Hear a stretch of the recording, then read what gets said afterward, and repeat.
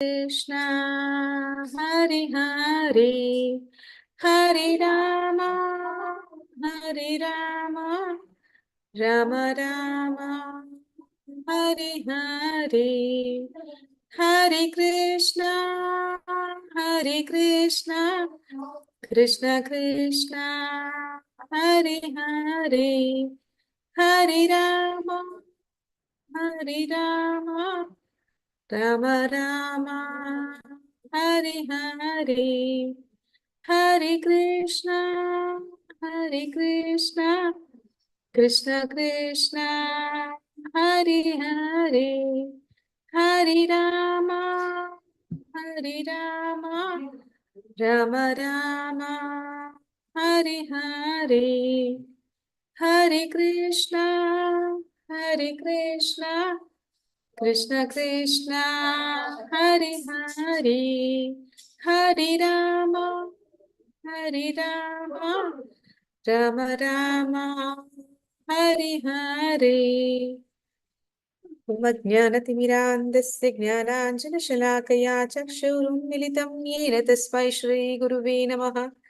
श्रीचैतन्यमनोभीष्टं स्थापितं येन भूतले स्वयं रूपः कदा मह्यं ददाति स्वपदान्तिकं वन्देऽहं श्रीगुरु श्रीयुतपदकमलं श्रीगुरून् वैष्णवांश्च श्रीरूपं साग्रजातं सहगण रघुनाथान्वितं तं सजीवं साद्वैतं सावधूतं परिजनसहितं कृष्णचैतन्यदेवं श्रीराधाकृष्णपादान् सहगण ललिता श्रीविशाखान्वितांश हे कृष्ण करुणा सिन्धु दीनबन्धो जगत्पते गोपीश गोपिका कान्ता राधा कान्ता नमोस्तुते तप्त कांचन गौरांगी राधे वृंदावनेश्वरी वृषभानुसुते देवी प्रणमामि हरिप्रिये वाञ्छा कल्पतरुभ्यश्च कृपा सिन्धुभ्य एव च पतितनां पावनेभ्यो वैष्णवेभ्यो नमो नमः। नमो ओं विष्णुपादाय कृष्णप्रेष्ठाय भूतले श्रीमते भक्तिवेदान्त स्वामिनिति नामिने नमस्ते सरस्वते देवी गौरवाणी प्रचारिणि निर्विशेष शून्यवादी पाश्चात्य देशतारिणि जयो श्री कृष्णा चैतन्य प्रभु नित्यानंद श्री अद्वैत गदाधर श्रीवासादि गौर भक्त वृंद हरे कृष्णा कृष्ण कृष्णा हरे हरे हरे राम राम राम हरे हरे हरे कृष्ण ಎಲ್ಲರಿಗೂ ಹರೇ ಕೃಷ್ಣ ಹರೇ ಕೃಷ್ಣ ನನ್ನ ವಾಯ್ಸ್ ಕೇಳಿಸ್ತಿದೆಯಲ್ಲ ಹರೇ ಕೃಷ್ಣ ಮಾತಾಜಿ. ಹರೇ ಕೃಷ್ಣ ಮಾತಾಜಿ. ಹರೇ ಕೃಷ್ಣ ಹರೇ ಕೃಷ್ಣ ಮಾತಾಜಿ. ಹರೇ ಕೃಷ್ಣ ಪ್ರಭುಜಿ. ಹರೇ ಕೃಷ್ಣ. ಓಕೆ, ನನ್ನ ಹೆಸರು ಗೀತಾ ಮೋಹನ್ ಅಂತ. ಭಗವದ್ಗೀತೆಯ 18 ದಿನಗಳ ಅಧ್ಯಾಯ 18 ದಿನಗಳು 7 ಗಂಟೆ ನಾನ್ ತಗೋತೀನಿ. ಅಂದ್ರೆ ನಾನ್ ಬರ್ತಿರ್ತೇನೆ ನಿಮ್ಮ ಹತ್ರ ಮಾತಾಡ್ಲಿಕ್ಕೆ ಭಗವದ್ಗೀತೆಯ ಬಗ್ಗೆ. ಇವತ್ತಿನಿಂದ ಭಗವದ್ಗೀತೆಯನ್ನ ಓದುವ ಕ್ರಮವನ್ನ ಪ್ರಾರಂಭ ಮಾಡೋಣ. ಮೊದಲಿಗೆ ಶ್ಲೋಕಗಳನ್ನ ಓದ್ಬೇಕು. ಯಾರಾದ್ರೂ ಓದೋರಿದ್ರೆ ಓದಿ, ಇಲ್ಲ ಅಂತಂದ್ರೆ ನಾನೇ ಓದ್ತಾ ಹೋಗ್ತೇನೆ. ಹರೇ ಕೃಷ್ಣ. ಶ್ಲೋಕಗಳನ್ನ ಮಾತ್ರ, ಅನುವಾದ ಬೇಡ. ಹರೇ ಕೃಷ್ಣ.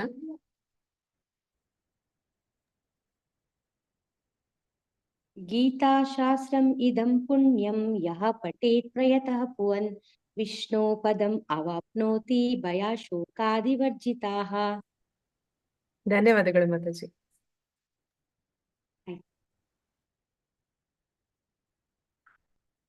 ಓದ್ತೀರಾ ಯಾರಾದ್ರೂ? ಹಾ, ನಮಸ್ತೆ ಅಮ್ಮ. ಹರೇ ಕೃಷ್ಣ ಮಾತಾಜಿ. ಹಾ, ನನ್ನ ಹೆಸರು ಪದ್ಮಾವತಿ ಅಂತ. ಹರೇ ಕೃಷ್ಣ ಮಾತಾಜಿ. ಓದ್ತೀರಾ ಮಾತಾಜಿ? ಹಾ. ಓದಿ ಮಾತಾಜಿ. ಗೀತಾಧ್ಯಾಯನಶೀಲಸ್ಯ ಪ್ರಾಣಾಯಾಮ ಪರಸ್ಯ ಚ ನೈವಾಸಂತ ಹಿ ಪಾಪಾನಿ ಪೂರ್ವಜನ್ಮ ಕೃತಾನಿ ಚ. ಧನ್ಯವಾದಗಳು ಮಾತಾಜಿ. ಹರೇ ಕೃಷ್ಣ. ಹರೇ ಕೃಷ್ಣ.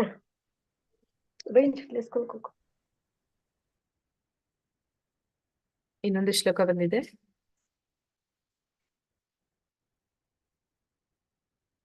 ಹರೇ ಕೃಷ್ಣ.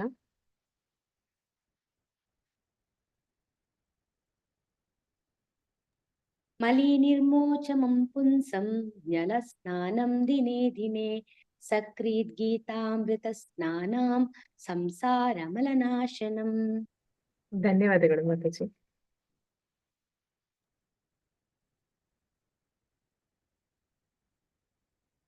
ಓದ್ತೀರಾ ಮಾತಾಜಿ?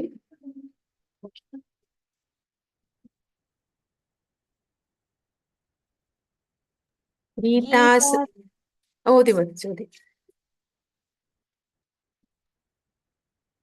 ಓದಿ ಮಾತಾಜಿ. गीतासु गीता कर्तव्या किं मने शास्त्रविस्तरैः व्यास्वयं पद्मनाभस्य मुखपद्मद्विनिश्रिता.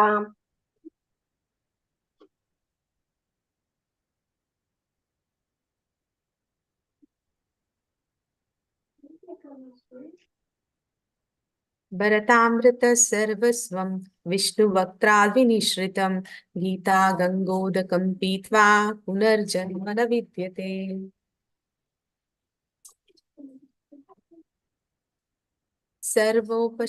ಸರ್ವೋ ಉಪನಿಷದ್ಗಾವೋ ದುಗ್ಧ ಗೋಪಾಲನಂದನಃ ಪಾರ್ಥೋ ವತ್ಸಾ ಸುಧೀರ್ಭೋಕ್ತಾ ದುಗ್ಧಂ ಗೀತಾಮೃತಂ ಮಹತ್. ಏಕಂ ಶಾಸ್ತ್ರಂ ದೇವಕೀ ಪುತ್ರ ಗೀತಂ ಏಕೋ ದೇವೋ ದೇವಕೀ ಪುತ್ರ ಏವ ಏಕೋ ಮಂತ್ರಸ್ಯ ತಸ್ಯ ನಾಮಾನಿ ಯಾನಿ ಕರ್ಮಾಪಿ ಏಕಂ ತಸ್ಯ ದೇವಸ್ಯ ಸೇವಾ. ಈ ಶ್ಲೋಕಗಳು ಇಲ್ಲಿವರೆಗೂ ನಾವು ಏನೆಲ್ಲ ಪಠಿಸಿದ್ದೀವಿ ಅದೆಲ್ಲ ಕೂಡ ಭಗವದ್ಗೀತೆಯ ಮಹತ್ವವನ್ನ, ಮಹಿಮೆಯನ್ನ ತಿಳಿಸಿಕೊಡುವಂತಹ ಶ್ಲೋಕಗಳು. ಓಕೆ, ಪ್ರಾರಂಭ ಮಾಡೋದಕ್ಕೆ ಮುಂಚೆ ಎಲ್ಲರಲ್ಲಿ ಒಂದು ಪ್ರಶ್ನೆ: ಭಗವದ್ಗೀತೆಯ ವಿಶೇಷತೆ ಏನು ಅಂತ ಯಾರಾದ್ರೂ ಹೇಳ್ಬೋದು? ಭಗವದ್ಗೀತೆಯ ವಿಶೇಷತೆ ಏನು? ನೀವೆಲ್ಲರೂ ಈ ತರಗತಿಗೆ ಯಾಕೆ ಜಾಯ್ನ್ ಆಗಿದ್ದೀರಿ ಅಂತ ಹರೇ ಕೃಷ್ಣ ಹೇಳ್ತೀರಾ? ಕೃಷ್ಣನು ಅರ್ಜುನನಿಗೆ ಮಹಾಭಾರತದ ಯುದ್ಧದಲ್ಲಿ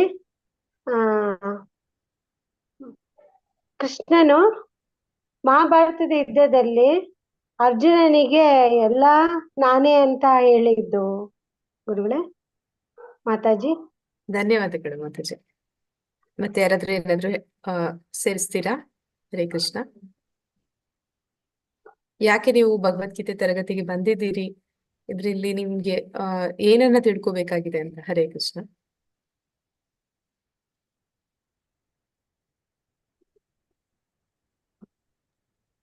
ಜ್ಞಾನ, ಕರ್ಮ, ಭಕ್ತಿ ಇವೆಲ್ಲ ಅಧ್ಯಾಯಗಳಿಂದ ನಮ್ಗೆ ನಮ್ಮ ಒಂದು ಮನಸ್ಸಿಗೆ ಶಾಂತಿ ಮತ್ತು ನೆಮ್ಮದಿಯನ್ನು ಒಂದು ಕಂಡ್ಕೊಳ್ಳಿಕ್ಕೆ ಇದೊಂದು ಮೂಲ ತತ್ವ ಅಂತ ನನ್ನ ಭಾವನೆ ಗುರು ಮಾತಾಜಿ. ಧನ್ಯವಾದಗಳು ಮಾತಾಜಿ. ಹರೇ ಕೃಷ್ಣ. ಓಕೆ, ಭಗವದ್ಗೀತೆಯ ವಿಶೇಷತೆ ಏನು? ಭಗವದ್ಗೀತೆ ಅಂದ್ರೆ ಏನು? ಭಗವದ್ಗೀತೆಯಲ್ಲಿರುವ ವಿಶೇಷತೆ ಅಂದ್ರೆ ಏನು ಅಂತ ನಾವೀಗ ತಿಳ್ಕೊಳ್ಳೋಣ. ಮೊದಲಿಗೆ ಭಗವದ್ಗೀತೆ ಅಂತಂದ್ರೆ ಅದು ಆಧ್ಯಾತ್ಮಿಕ ನಿಘಂಟು ಅಂತ ಮಹಾತ್ಮ ಗಾಂಧಿಯವರು ಹೇಳ್ತಾರೆ. ಆಗ ಆಧ್ಯಾತ್ಮಿಕ ನಿಘಂಟು ಅಂತಂದ್ರೆ ಡಿಕ್ಷನರಿ ಇದ್ದ ಹಾಗೆ. ಡಿಕ್ಷನರಿ ಅಂತಂದ್ರೆ ನೀವು ಆಧ್ಯಾತ್ಮಿಕ ವಿಚಾರಗಳನ್ನ ಏನನ್ನಾದ್ರೂ ತಿಳ್ಕೋಬೇಕು ಅಂತ ಇದ್ರೆ ನಿಮ್ಗೆ ಬೇಸಿಕ್ ಆಗಿ ಮೂಲತಃ ತಿಳಿದಿರ್ಬೇಕಾಗಿರುವ ವಿಷಯ ಅಂತಂದ್ರೆ ಅದು ಭಗವದ್ಗೀತೆಯಲ್ಲಿ ನಮ್ಗೆ ಎಲ್ಲ ವೇದಗಳ ಸಾರ ಅಂತ ಹೇಳ್ತಾರೆ ಅದನ್ನ. ಹಾಗೆ ನೀವು ಯಾವುದೇ ಆಧ್ಯಾತ್ಮಿಕ ವಿಚಾರಗಳನ್ನ ಸರಿಯಾಗಿ ತಿಳ್ಕೊಬೇಕು ಅಂತಂದ್ರೆ ಅದಕ್ಕೆ ಮೊದಲಾಗಿ ನೀವು ಭಗವದ್ಗೀತೆನ ತಿಳ್ಕೊಂಡಿರ್ಬೇಕು. ಈಗ ಭಗವದ್ಗೀತೆ ಹರೇ ಕೃಷ್ಣ ಯಾರಿಗೆ ಹೇಳಿದ್ರು ಅಂತ ಈಗಾಗ್ಲೇ ಮಾತಾಜಿ ಹೇಳಿದ್ದಾರೆ. ಕೃಷ್ಣ ನೇರವಾಗಿ ಅರ್ಜುನನಿಗೆ ಹೇಳಿರುವಂತದ್ದು. ಅಂದ್ರೆ ಇಲ್ಲಿ ಎರಡು ರೀತಿಯ ಒಂದು ಆಧ್ಯಾತ್ಮಿಕ ವಿಷಯಗಳು ಬರುತ್ತೆ. ಒಂದು ಶ್ರುತಿ ಅಂತ ಕರೀತಾರೆ, ಇನ್ನೊಂದು ಸ್ಮೃತಿ ಅಂತ ಕರೀತಾರೆ. ಸ್ಮೃತಿ ಅಂತಂದ್ರೆ ಅವೆಲ್ಲವೂ ಕೂಡ ನಮಗೆ ಅಪೌರುಷೇಯ ಧರ್ಮ ಗ್ರಂಥಗಳು. ಅವು ಹೇಗೆ ಸಿಗ್ತವೆ ಅಂತಂದ್ರೆ ಋಷಿ ಮುನಿಗಳು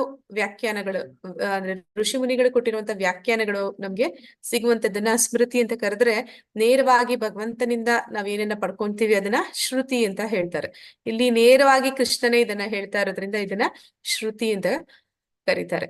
ಮೊದಲನೇದಾಗಿ ನಾವು ಇವತ್ತು ಭಗವದ್ಗೀತೆಯನ್ನ ತಿಳ್ಕೊಬೇಕು ಅಂತಂದ್ರೆ ನಾವು ಯಾವ ಮನಸ್ಥಿತಿನಲ್ಲಿ ಇರ್ಬೇಕು ಅನ್ನೋದನ್ನ ತಿಳ್ಕೊಳ್ಳೋಣ. ಭಗವದ್ಗೀತೆಯನ್ನ ತಿಳ್ಕೊಳ್ಳೋದಕ್ಕೆ ನಾವು ಮೊದಲಿಗೆ ಕೃಷ್ಣ ದೇವೋತ್ತಮ ಪರಮ ಪುರುಷ ಅನ್ನೋದನ್ನ ತಿಳ್ಕೊಂಡಿರ್ಬೇಕು. ಹಾಗೊಂದ್ ವೇಳೆ ನಮ್ಗೆ ತಿಳಿದಿಲ್ಲ ಅಂದ್ರೂ ಕೂಡ ಅದನ್ನ ನಾವು ಇವತ್ತು ಈ ದಿನ ಅದನ್ನ ಸ್ವೀಕಾರ ಮಾಡೋ ಮನಸ್ಥಿತಿನಲ್ಲಿ ಇರ್ಬೇಕು. ಕೃಷ್ಣನಿಗೆ ಯಾರು ಅಸೂಯೆ ಪಡ್ತಾರೆ, ಅಂದ್ರೆ ಕೃಷ್ಣನನ್ನ ಯಾರು ದ್ವೇಷಿಸ್ತಾರೆ ಅಥವಾ ಅವನನ್ನ ಒಬ್ಬ ಸಾಧಾರಣ ರಾಜಕೀಯ ವ್ಯಕ್ತಿ ಅಂತ ಯಾರು ಅನ್ಕೋತಾರೆ, ಅಂತವರು ಭಗವದ್ಗೀತೆಯನ್ನ ಅರ್ಥ ಮಾಡ್ಕೊಳ್ಳೋದಕ್ಕೆ ಸಾಧ್ಯ ಆಗೋದಿಲ್ಲ. ನಾವು ಭಗವದ್ಗೀತೆಯನ್ನ ತಿಳ್ಕೊಬೇಕು ಅಂತಂದ್ರೆ ಮೊದಲನೇದಾಗಿ ಮೂಲತಃ ನಾವು ಕೃಷ್ಣ ದೇವೋತ್ತಮ ಪರಮ ಪುರುಷ ಅನ್ನೋದನ್ನ ಸ್ವೀಕಾರ ಮಾಡ್ಬೇಕು. ನಂತರ ಅವನ ಮೇಲೆ ಯಾವುದೇ ಅಸೂಯೆಯನ್ನ ಇಟ್ಕೋಬಾರ್ದು. ಮತ್ತೆ ಭಗವದ್ಗೀತೆಯಲ್ಲಿ ಒಂದು ಶ್ರದ್ಧೆಯನ್ನ ಇಟ್ಟು ಕೇಳಿದ್ರೆ ಮಾತ್ರ, 18 ದಿನಗಳು ಅದನ್ನ ಅಧ್ಯಯನ ಸರಿಯಾದ ರೀತಿಯಲ್ಲಿ ಮಾಡಿದ್ರೆ ಮಾತ್ರ ಏನೆಲ್ಲ ಪ್ರಯೋಜನಗಳು ಇದೆ ಅನ್ನೋದನ್ನ ಈ ಗೀತಾ ಮಹಾತ್ಮ್ಯದಲ್ಲಿ ನಾವು ಕೇಳೋಣ. ಅದಕ್ಕೂ ಮೊದಲು ನಾವು 18 ದಿನಗಳು ಕೂತು ಕೇಳೋದಕ್ಕೆ ಆಗದೆ ಇರೋದಕ್ಕೆ ಕಾರಣಗಳು ಕೂಡ ಇರುತ್ತೆ. ಈಗ ನಾವು ನೋಡ್ತೀವಿ ಎಷ್ಟು ಜನ ಇದ್ದೀರಾ, ಹರೇ ಕೃಷ್ಣ, 24 ಜನ ಇದ್ದೀರಿ. ಕೊನೆಯ 18ನೇ ದಿನದ ಅಧ್ಯಾಯದವರೆಗೂ 24 ಜನ ಬರ್ತಾರೆ ಅಂತ ಹೇಳೋದಕ್ಕೆ ಸಾಧ್ಯ ಆಗುದಿಲ್ಲ. ಯಾಕೆ ಅಂತಂದ್ರೆ ನಾವು ಹಿಂದಿನ ಜನ್ಮದಲ್ಲಿ ಮಾಡಿರುವಂತಹ ಪಾಪ ಕರ್ಮಗಳು ಏನಾದ್ರೂ ಇದ್ರೆ ಅದು ನಮ್ಮನ್ನ ಈ ಭಗವದ್ಗೀತೆಯ ಒಂದು ಅಧ್ಯಯನವನ್ನ 18 ದಿನಗಳು ಪರಿಪೂರ್ಣವಾಗಿ ಕೇಳೋದಕ್ಕೆ ನಮ್ಮನ್ನ ಬಿಡೋದಿಲ್ಲ. ಅದಕ್ಕೆ ಏನಂತ ಹೇಳ್ತಾರೆ ಅಂದ್ರೆ ಮಾಯಿ ಅಂತಾರೆ, ಮಹಾಮಾಯಿ ನಮ್ಮನ್ನ ಭಗವಂತನಿಂದ ದೂರ ಇಡೋ ಪ್ರಯತ್ನವನ್ನ ಮಾಡ್ತಾಳೆ. ಆದ್ರೆ ನಾವು ಕೃಷ್ಣನಿಗೆ ಶರಣಾಗತಿನ ಹೊಂದಿ ಭಗವಂತನಲ್ಲಿ ಶ್ರದ್ಧೆನ ಬೆಳೆಸ್ಕೊಂಡು ಭಗವದ್ಗೀತೆಯಲ್ಲಿ ಶ್ರದ್ಧೆನ ಇಟ್ಕೊಂಡು ಏನೇ ಕಷ್ಟ ಬಂದ್ರು ಅದನ್ನ ಎದುರಿಸಿ 18 ದಿನಗಳು ನಾ ಕೂತು ಕೇಳ್ತೀನಿ ಇದನ್ನ ಅನ್ನೋಂತ ಸಂಕಲ್ಪವನ್ನ ಮಾಡಿದ್ರೆ, ಅಂದ್ರೆ ಅದನ್ನ ಒಂದು ಯಜ್ಞ ಅಂತ ಹೇಳ್ತಾರೆ, ಆ ಯಜ್ಞದಲ್ಲಿ ನೀವು ಪಾಲ್ಗೊಂಡ್ರೆ ಏನು ಪ್ರಯೋಜನ ಅಂತಂದ್ರೆ ನಿಮ್ಮ ಅನೇಕ ಜನ್ಮಾಂತರಗಳ ಪಾಪಗಳು ಅದು ನಾಶ ಆಗುತ್ತೆ. ಈಗ ಪ್ರಾರಂಭ ಮಾಡೋಣ.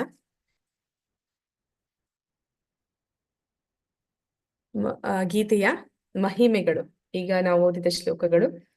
ಗೀತಾ ಶಾಸ್ತ್ರಂ ಇದಂ ಪುಣ್ಯಂ ಯ ಪಠೇತ್ ಪ್ರಯತಃ ಪುಮಾನ್ ವಿಷ್ಣು ಪದಂ ಅವಾಪ್ನೋತಿ ಭಯಶೋಕಾದಿವರ್ಜಿತಃ. ಯಾರು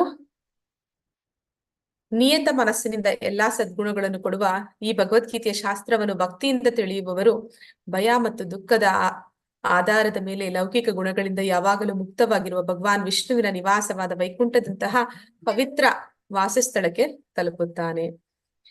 ಇಲ್ಲಿ ಏನಂತ ಹೇಳ್ತಾರೆ ಅಂದ್ರೆ, ನಾವು ಈ ಭೌತಿಕ ಜಗತ್ತಿನಲ್ಲಿ ಇದೀವಿ ಅಂತಂದ್ರೆ ನಮ್ಗೆ 4 ರೀತಿಯ ಒಂದು ದುಃಖಗಳು ಸದಾ ಇರುತ್ತೆ ಅಂತ ಹೇಳ್ತಾರೆ. 4 ರೀತಿಯ ಒಂದು ಏನೆಲ್ಲ ಇರುತ್ತೆ ಅಂತಂದ್ರೆ ಆಹಾರ, ನಿದ್ರಾ, ಭಯ, ಮೈಥುನ ಅಂತ ಹೇಳ್ತಾರೆ. ಆಹಾರ ಅಂದ್ರೆ ನಾವು ಆಹಾರವನ್ನ ಪಡ್ಕೊಳ್ಳೋದಕ್ಕೋಸ್ಕರ ಶ್ರಮ ಪಡ್ತೀವಿ. ಮತ್ತೆ ನಿದ್ರೆ ಅಂತಂದ್ರೆ ಆಶ್ರಯ, ಇರೋದಕ್ಕೆ ಒಂದು ಜಾಗ ಬೇಕು, ಅದಕ್ಕೋಸ್ಕರ ಕೂಡ ಶ್ರಮ ಪಟ್ಟು ಕೆಲಸ ಮಾಡಿ ಹಣ ಸಂಪಾದನೆ ಮಾಡಿ ಮನೆ ಕಟ್ತೀವಿ. ನಂತರ ಆಹಾರ, ನಿದ್ರಾ, ಭಯ, ಮೈಥುನ ಅಂತಂದ್ರೆ ಮಕ್ಕಳನ್ನ ಹುಟ್ಟಿಸುವಂಥದ್ದು. ಇನ್ನೊಂದು ಭಯ. ಈ 4ರಲ್ಲಿ ಭಯ ಅನ್ನುವಂಥದ್ದು ನಮ್ಮನ್ನ ಹೆಚ್ಚು ಕಾಡುವಂಥದ್ದು. ಯಾಕೆ ಈ ಭಯ ಹೆಚ್ಚು ಕಾಡುತ್ತೆ ಅಂತಂದ್ರೆ, ಯಾವಾಗ ನಾವು ಭಗವಂತನ ಒಂದು ಆಧ್ಯಾತ್ಮಿಕ ವಿಚಾರಗಳನ್ನ ತಿಳಿಯೋದಿಲ್ಲ, ಮತ್ತೆ ಯಾವಾಗ ನಾವು ಭಗವಂತನಿಗೆ ವಿಮುಖರಾಗ್ತೀವಿ, ಅಂದ್ರೆ ಕೃಷ್ಣನಿಗೆ ದೇವೋತ್ತಮ ಪರಮಪುರುಷ ಅವನಿಂದ ನಾವು ಯಾವಾಗ ದೂರ ಆಗ್ತೀವಿ, ಆಗ ನಮಗೆ ಈ ಭಯ ಅನ್ನುವಂಥದ್ದು ಮಾಯೆ ನಮ್ಮ ಜೀವನದಲ್ಲಿ ಹೆಚ್ಚು ಹೆಚ್ಚು ಕೊಡ್ತಾ ಹೋಗ್ತಾಳೆ. ಎಂತಹ ಭಯ? ನಾಳೆ ನಾವು ಏನ್ ಮಾಡ್ತೀವಿ, ನಾಳೆ ಅಂದ್ರೆ ಈ ಭೌತಿಕ ಜಗತ್ತು ಅನ್ನೋದು ಅದೊಂದು ದುಃಖಾಲಯ ಅಂತ ಕರೀತಾರೆ. ಅಂದ್ರೆ ಇಲ್ಲಿ ಹೆಜ್ಜೆ ಹೆಜ್ಜೆಗೂ ಕಷ್ಟಗಳು ಅನ್ನೋದು ಬರ್ತಾನೆ ಹೋಗುತ್ತೆ. ನಾಳೆ ಯಾವ ಕಷ್ಟ ಬರುತ್ತೆ ಅನ್ನೋದೇ ಇವತ್ತಿನ ಒಂದು ಆತಂಕ ಆಗಿರುತ್ತೆ. ಹೀಗೆ ಭಯ ಅನ್ನೋದು ಸದಾ ಕಾಲ ನಮ್ಮ ಜೊತೆಯಲ್ಲಿ ಬರ್ತಾ ಇರುತ್ತೆ. ಈ 4ರಲ್ಲಿ ಭಯ ಅನ್ನುವಂಥದ್ದು ನಮ್ಮನ್ನ ಹೆಚ್ಚು ಕಾಡುವಂಥದ್ದು. ಈ ಭಯ ಅದು ಯಾವಾಗ ನಾವು ಭಗವಂತನ ಸಮೀಪ ಆಗ್ತೀವಿ ಆಗ ಈ ಭಯ ಅನ್ನುವಂಥದ್ದು ಹೊರಟೋಗುತ್ತೆ. ವೈಕುಂಠ ಅಂತಂದ್ರೆ ಏನಂತ ಹೇಳ್ತಾರೆ, ಕುಂಠ ಅಂತಂದ್ರೆ ಆಂಗ್ಸೈಟಿ ಅಂದ್ರೆ ಹೆದರಿಕೆ ಅಂತಾರೆ. ವೈಕುಂಠ ಅಂತಂದ್ರೆ ಎಲ್ಲಿ ಹೆದರಿಕೆ ಅನ್ನೋದು ಭಯ ಅನ್ನೋದು ಇರೋದಿಲ್ಲ, ಅದನ್ನೇ ವೈಕುಂಠ ಅಂತ ಕರೀತಾರೆ. ಅಂದ್ರೆ ಭಗವಂತನ ನಿವಾಸ. ನಾವು ಆ ನಿವಾಸಕ್ಕೆ ತಲುಪಿದಾಗ ಮಾತ್ರನೇ ಈ ಭಯದಿಂದ ಮುಕ್ತಿನ ಪಡೆಯೋದಕ್ಕೆ ಸಾಧ್ಯ. ಹೇಗೆ ನಾವು ಅದನ್ನ ಪಡ್ಕೋಬಹುದು ಅಂತಂದ್ರೆ, ಭಗವದ್ಗೀತೆ ಶಾಸ್ತ್ರವನ್ನ ಭಕ್ತಿಯಿಂದ ತಿಳಿಯುವ ಮೂಲಕ ನಾವು ಈ ಭಯ ಮತ್ತು ದುಃಖದ ಆಧಾರ ಆಗಿರುವಂತ ಲೌಕಿಕ ಗುಣಗಳು ನಾವು ಮುಂದೆ ನೋಡ್ತೀವಿ. ಈ ಭೌತಿಕ ಜಗತ್ತಿನಲ್ಲಿ ಇರುವವರು ಎಲ್ಲರೂ ಕೂಡ 3 ಗುಣಗಳಲ್ಲಿ ಇರ್ತಾರೆ: ಸತ್ವಗುಣ, ರಜೋಗುಣ ಮತ್ತೆ ತಮೋಗುಣ. ಈ ಗುಣಗಳಿಂದ ನಾವು ಮುಕ್ತರಾಗಿ, ಆ ಭಯದಿಂದ ಮುಕ್ತರಾಗಿ ವೈಕುಂಠ ಅಂತಂದ್ರೆ ಎಲ್ಲಿ ಭಯ ಅನ್ನೋದು ಇರೋದಿಲ್ವೋ ಅಂತಹ ಒಂದು ಭಗವಂತನ ಧಾಮಕ್ಕೆ ಹೋಗ್ಲಿಕ್ಕೆ ನಮ್ಗೆ ಇದು ಈ ಗೀತಾಶಾಸ್ತ್ರ ಭಗವದ್ಗೀತೆ ನಮಗೆ ಸಹಾಯ ಮಾಡುತ್ತೆ.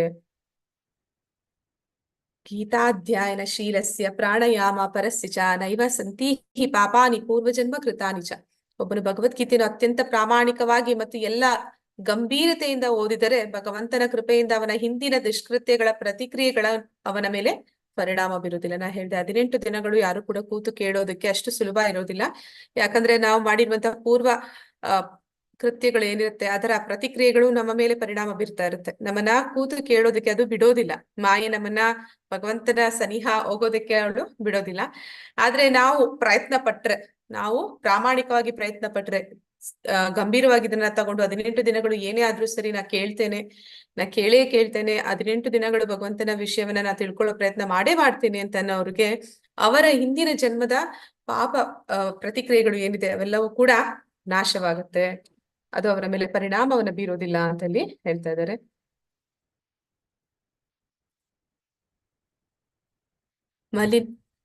ಮಲಿನಿರ್ಮೋಚನಂ ಪುಂಸಾಂ ಜಲಸ್ನಾನಂ ದಿನೇ ದಿನೇ ಸಕೃದ್ಗೀತಾಮೃತ ಸ್ನಾನ ಸಂಸಾರ ಮಲನಾಶನಂ. ಒಬ್ಬನು ಪ್ರತಿದಿನ, ನಾವ್ ಯಾಕೆ ದಿನ ಸ್ನಾನ ಮಾಡ್ತೀವಿ ಅಂದ್ರೆ ನಮ್ಮಲ್ಲಿ, ನಮ್ಮ ದೇಹದಲ್ಲಿ ಯಾವಾಗ್ಲೂ ಕೂಡ ಒಂದು ಕೊಳೆ ಅನ್ನುವಂಥದ್ದು ಸೇರ್ತಾ ಇರುತ್ತೆ. ಅದನ್ನ ನಾವು ಪ್ರತಿದಿನ ಸ್ನಾನ ಮಾಡುವ ಮೂಲಕ ಶುಭ್ರಗೊಳಿಸ್ತೀವಿ. ಆದ್ರೆ ಭಗವದ್ಗೀತೆ ಅನ್ನುವಂಥದ್ದು ಅದು ಗಂಗಾಜಲ ಇದ್ದ ಹಾಗೆ. ಗಂಗಾಜಲ ಅನ್ನುವಂಥದ್ದು ಅದು ತುಂಬಾ ಪವಿತ್ರವಾದದ್ದು. ಈ ಭಗವದ್ಗೀತೆ ಅನ್ನುವಂತಹ ಗಂಗಾಜಲದಲ್ಲಿ ನಾವು ಸ್ನಾನ ಮಾಡಿದ್ರೆ ಏನಾಗುತ್ತೆ, ಅದು ನಮ್ಮ ಈ ಭೌತಿಕ ಜೀವನದ ಕೊಳಕು ನಮ್ಮಲ್ಲಿ ಏನಿದೆ ಅದನ್ನ ನಾಶ ಮಾಡುತ್ತೆ. ಅಂದ್ರೆ ನಮಗೆ ಈ ಭೌತಿಕ ಜಗತ್ತಿಗೆ ಬಂದ ಮೇಲೆ ಈ ತ್ರಿಗುಣಗಳು ಅನ್ನುವಂತಹ ಕೊಳಕು ನಮ್ಮಲ್ಲಿ ಯಾವಾಗ್ಲೂ ಇರುತ್ತೆ. ಈ ತ್ರಿಗುಣಗಳನ್ನ ನಾವು ಯಾವಾಗ ಮೀರ್ತೀವಿ, ಅದನ್ನ ದಾಟಿ ಬರ್ತೀವಿ, ಯಾವಾಗ ಆ ಗುಣಗಳು ಏನಿದೆ ಆ ಕೊಳಕನ್ನ ನಾವು ನಾಶ ಮಾಡ್ತೀವಿ, ಆಗ ಮಾತ್ರನೇ ನಾವು ಈ ಭೌತಿಕ ಬಂಧನಗಳಿಂದ ಬಿಡುಗಡೆ ಪಡೆಯೋದಿಕ್ಕೆ ಸಾಧ್ಯ. ಅದಕ್ಕೆ ನಮಗೆ ಈ ಭಗವದ್ಗೀತೆಯ ಅಧ್ಯಯನ ಅನ್ನುವಂಥದ್ದು ಪವಿತ್ರ ಗಂಗಾಜಲದ ಸ್ನಾನ ಇದ್ದ ಹಾಗೆ ಅಂತ ಇಲ್ಲಿ ತಿಳಿಸ್ತಾ ಇದ್ದಾರೆ.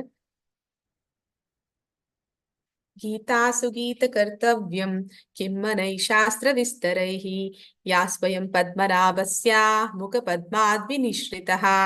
ಭಗವದ್ಗೀತೆಯು ಪರಮ ಪುರುಷನಿಂದ ಹೇಳಲ್ಪಟ್ಟಿರುವುದರಿಂದ ಬೇರೆ ಯಾವುದೇ ವೈದಿಕ ಸಾಹಿತ್ಯವನ್ನು ಓದಬೇಕಾಗಿಲ್ಲ.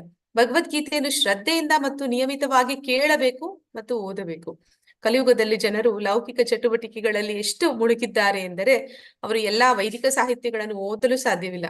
ಆದರೆ ಇದು ಅನಿವಾರ್ಯವಲ್ಲ.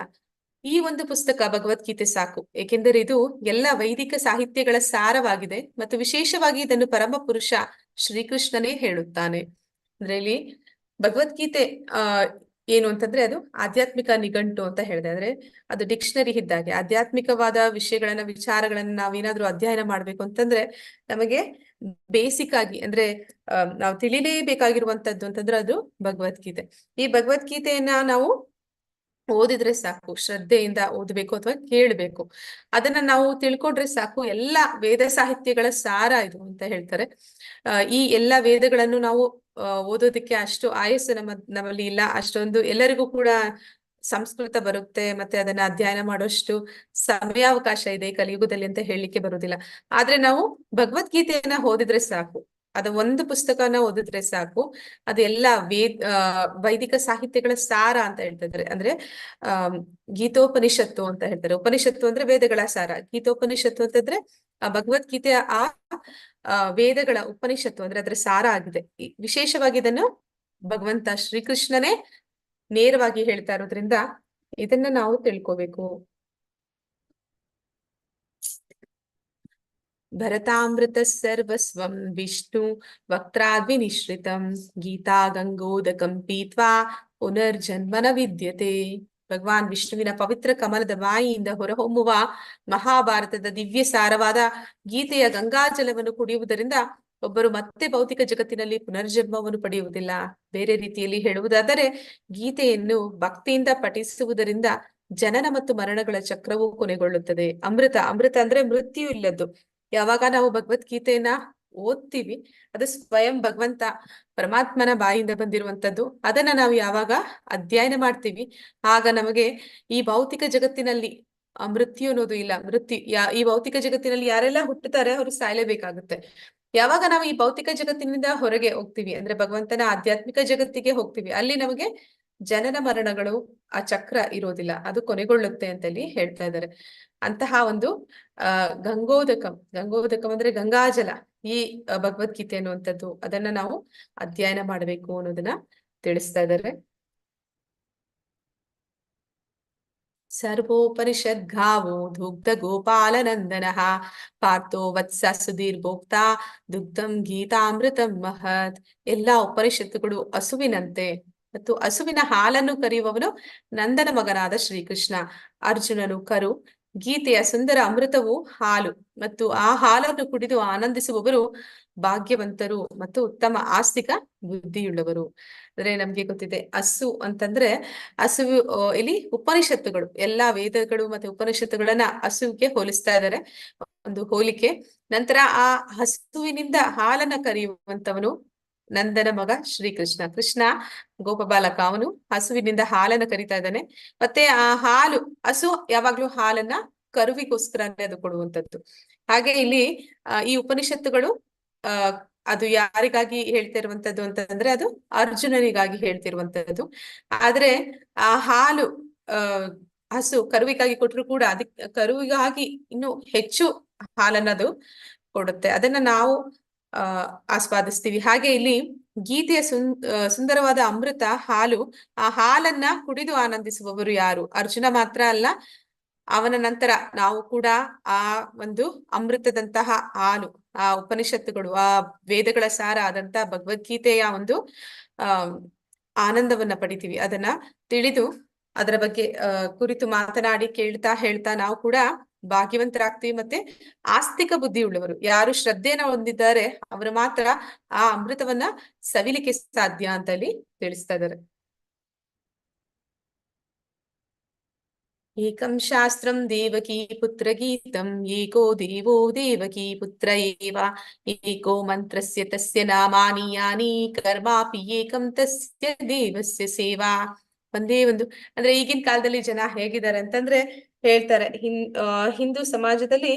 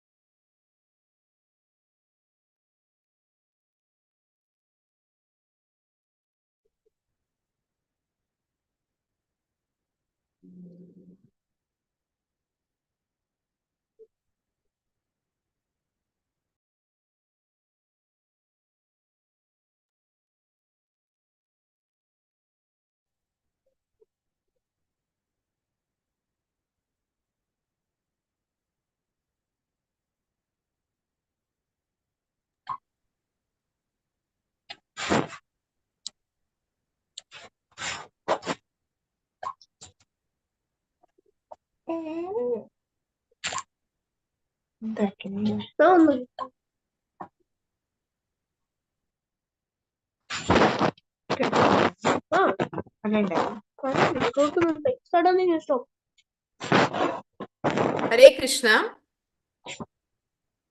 ಹರೇ ಕೃಷ್ಣ ಮಾತಾಜಿ. ಹರೇ ಕೃಷ್ಣ. ಕೇಳಿಸ್ತಿದ್ಯಾ ಮಾತಾಜಿ ನಾ ಮಾತಾಡ್ತಿರುವಂತದ್ದು? ಕೇಳಿಸ್ತಿದೆ ಮಾತಾಡಿ.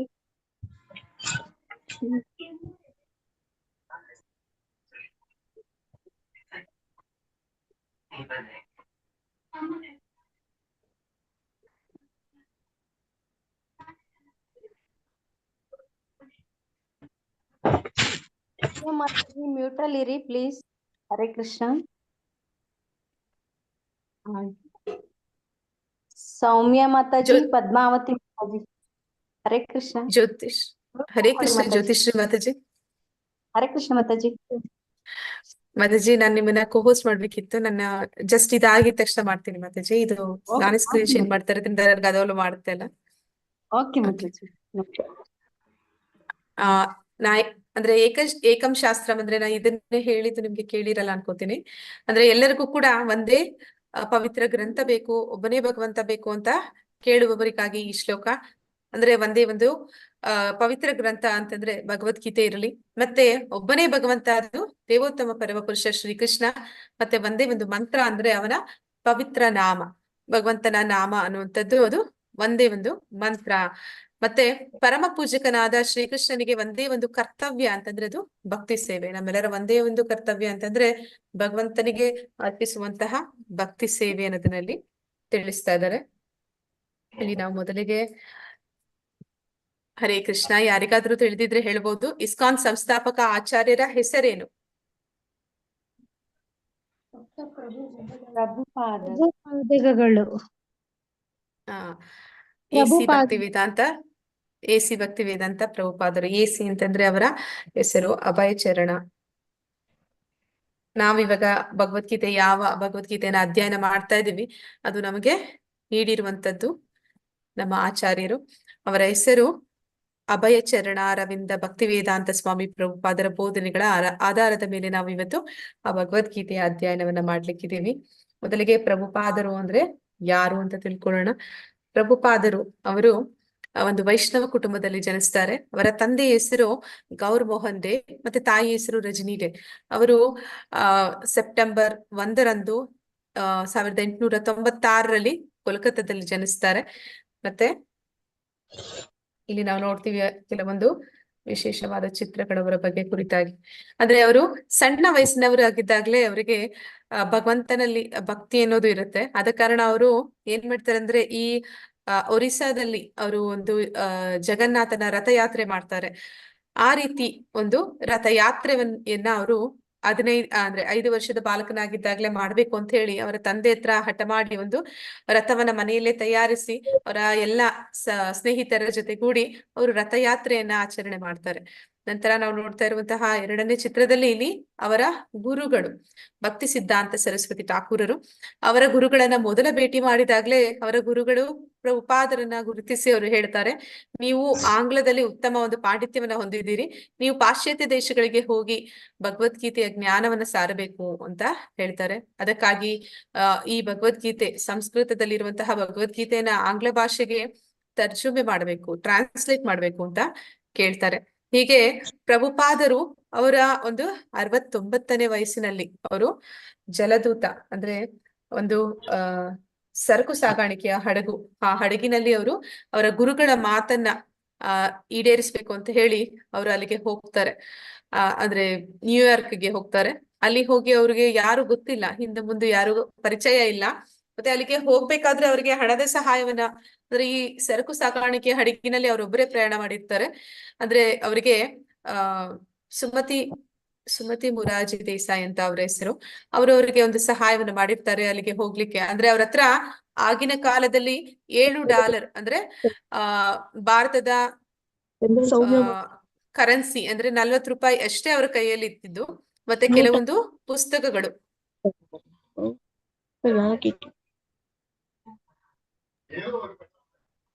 ಹರೇ ಕೃಷ್ಣ, ಎಲ್ಲರಲ್ಲಿ ವಿನಂತಿ, ದಯವಿಟ್ಟು ಎಲ್ಲರೂ ಮ್ಯೂಟ್ ಮಾಡ್ಕೊಳ್ಳಿ, ಇಲ್ಲಾಂದ್ರೆ ನಿಮ್ಗೆ ಡಿಸ್ಟರ್ಬ್ ಆಗ್ತಾ ಇರುತ್ತೆ, ಕೇಳಿಸೋದಿಲ್ಲ.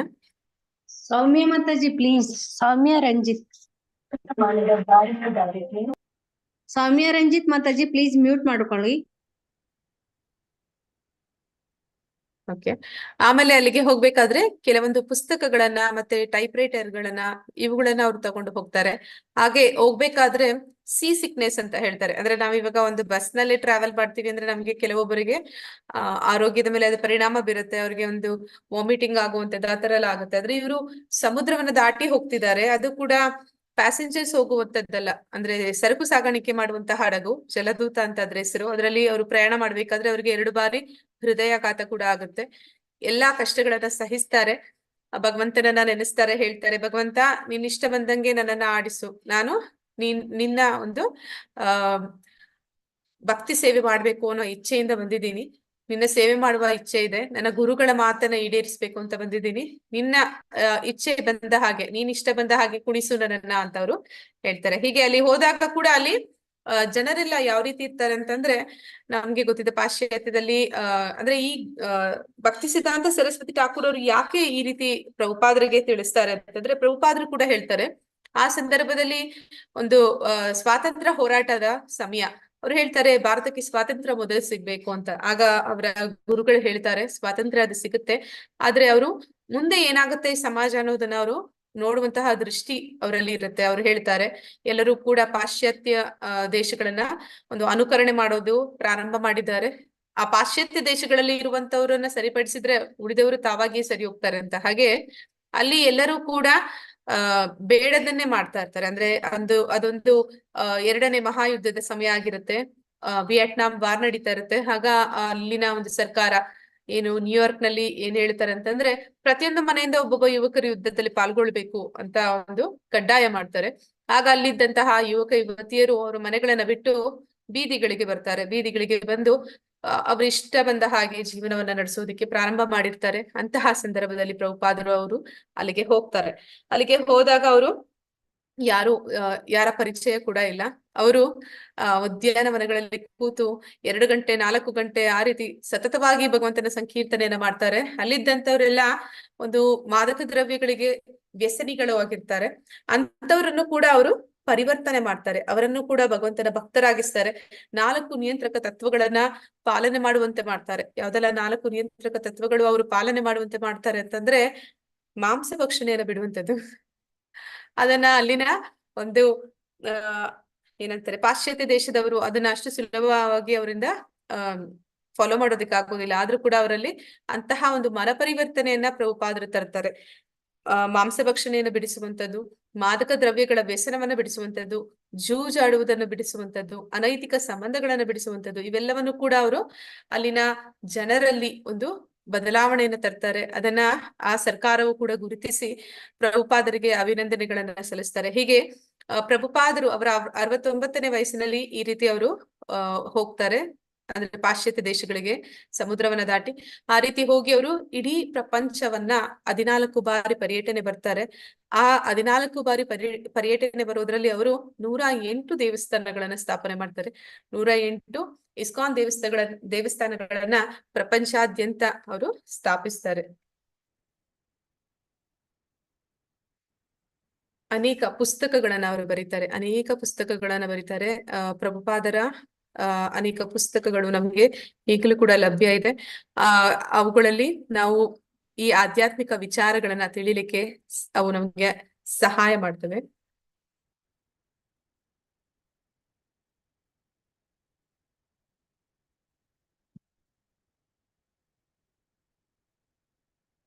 ಇಲ್ಲಿ ಕೃಷ್ಣನ ಪವಿತ್ರ ನಾಮದ ಜಪವು ಪ್ರಪಂಚಾದ್ಯಂತ ಹರಡುತ್ತೆ ಅಂತ ಈ ಭವಿಷ್ಯವನ್ನ ಯಾರು ಮತ್ತೆ ಯಾವಾಗ ನುಡಿದರು? ಯಾರಿಗಾದ್ರೂ ಗೊತ್ತಿದ್ರೆ ಹೇಳ್ಬೋದು. ಹರೇ ಕೃಷ್ಣ. ಗೊತ್ತಿಲ್ಲ ಅಂದ್ರೆ ನಾ ಹೇಳ್ತೇನೆ. ಕೃಷ್ಣನ ಪವಿತ್ರ ನಾಮದ ಜಪವು ಪ್ರಪಂಚಾದ್ಯಂತ ಹರಡುತ್ತೆ ಅಂತ ಯಾರು ಮತ್ತೆ ಯಾವಾಗ ನುಡಿದ್ರು ಅಂತ? ಹರೇ ಕೃಷ್ಣ. ಯಾರಾದ್ರೂ ಹೇಳ್ತೀರಾ? ಅಶ್ವತ್ಥಾಮ ಅವರ? ಇಲ್ಲ ಮಾತಾಜಿ. ಮಾತಾಜಿ ಚೈತನ್ಯ ಪ್ರಭುಗಳು. ಹಾ ಮಾತಾಜಿ, ಚೈತನ್ಯ ಮಹಾಪ್ರಭುಗಳು ಅವರು 500 ವರ್ಷಗಳ ಹಿಂದೆ ಅವರು ಹೇಳ್ತಾರೆ. ಅಂದ್ರೆ ಅವರು ಭಾರತಾದ್ಯಂತ ಈ ಪವಿತ್ರ ನಾಮವನ್ನ ಹರಡ್ತಾರೆ. ಅವರು ಆ ಸಮಯದಲ್ಲಿ ಭವಿಷ್ಯವನ್ನು ಕೂಡ ನುಡಿತಾರೆ.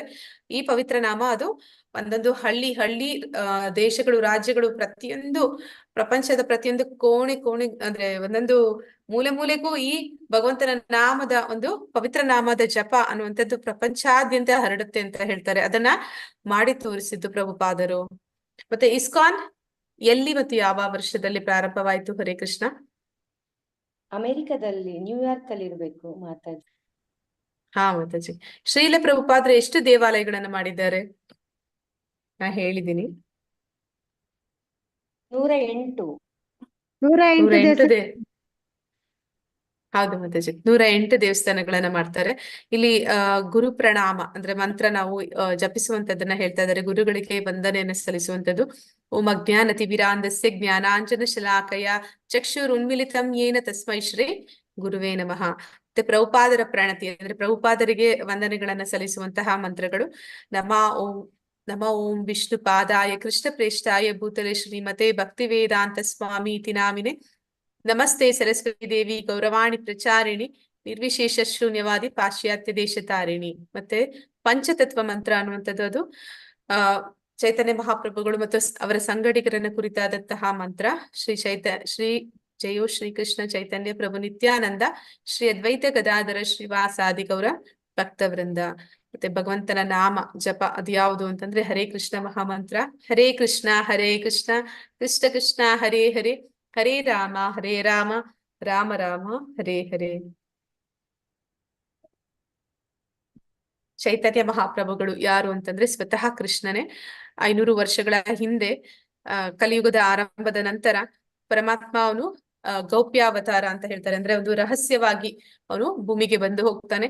ಆ ರಹಸ್ಯವಾಗಿ ಬಂದು ಹೋಗುವುದರ ಉದ್ದೇಶ ಏನಾಗಿರುತ್ತೆ ಅಂದ್ರೆ ಅವನು ಭಕ್ತರು ಆ ಭಗವಂತನ ಭಕ್ತಿಯಲ್ಲಿ ಅವರಿಗೆ ಸಿಗುವಂತಹ ಒಂದು ಸವಿ ರುಚಿ ಏನಿದೆ ಅದನ್ನ ಅವನು ಆ ರುಚಿ ನೋಡ್ಬೇಕು ಅಂತ ಹೇಳಿ ಅವನು ಭಕ್ತನ ಹಾಗೆ ಬರ್ತಾನೆ.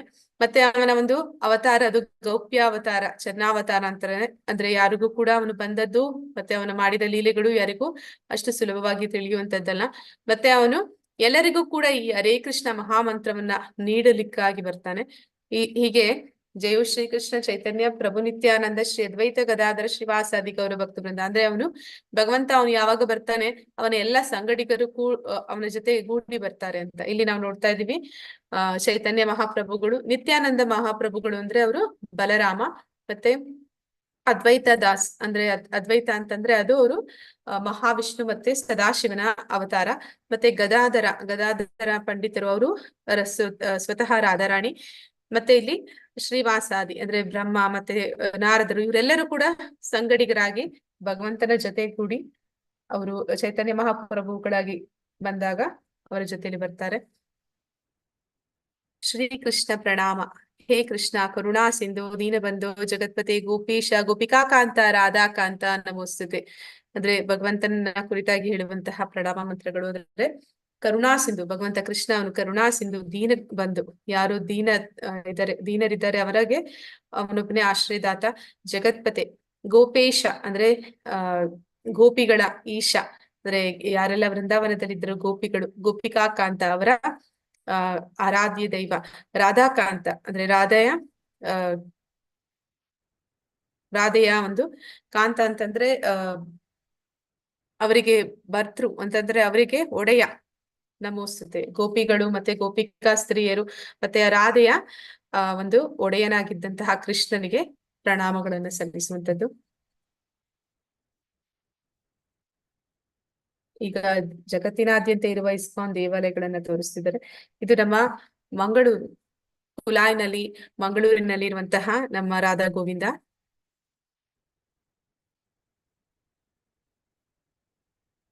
ಇಲ್ಲ ಅನೇಕ ದೇವಾಲಯಗಳು, ಪ್ರಭುಪಾದರು ನಿರ್ಮಿಸಿರುವಂತಹ 108 ದೇವಾಲಯಗಳು ಕೂಡ ಇದರಲ್ಲಿ ಬರುವಂತದ್ದು.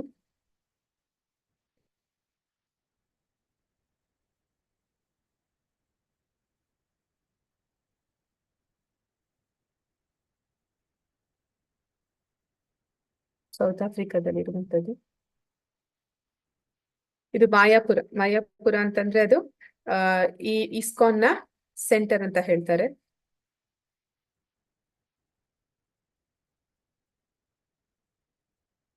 ಈಗ ನಮ್ಮ ಮಂಗಳೂರಿನಲ್ಲಿ ಇರುವಂತಹ ದೇವಾಲಯ ನಿರ್ಮಾಣಗೊಂಡಿರುವಂತದ್ದು ಅದು ಕುಲಾಯ್ನಲ್ಲಿ ಇರುವಂತದ್ದು. ನಾವು ಮಂಗಳೂರಿಗೆ ಹೋದ್ರೆ ಅಲ್ಲಿ ರಾಧಾಕೃಷ್ಣನ ದರ್ಶನವನ್ನ ಪಡೆಯಬಹುದು.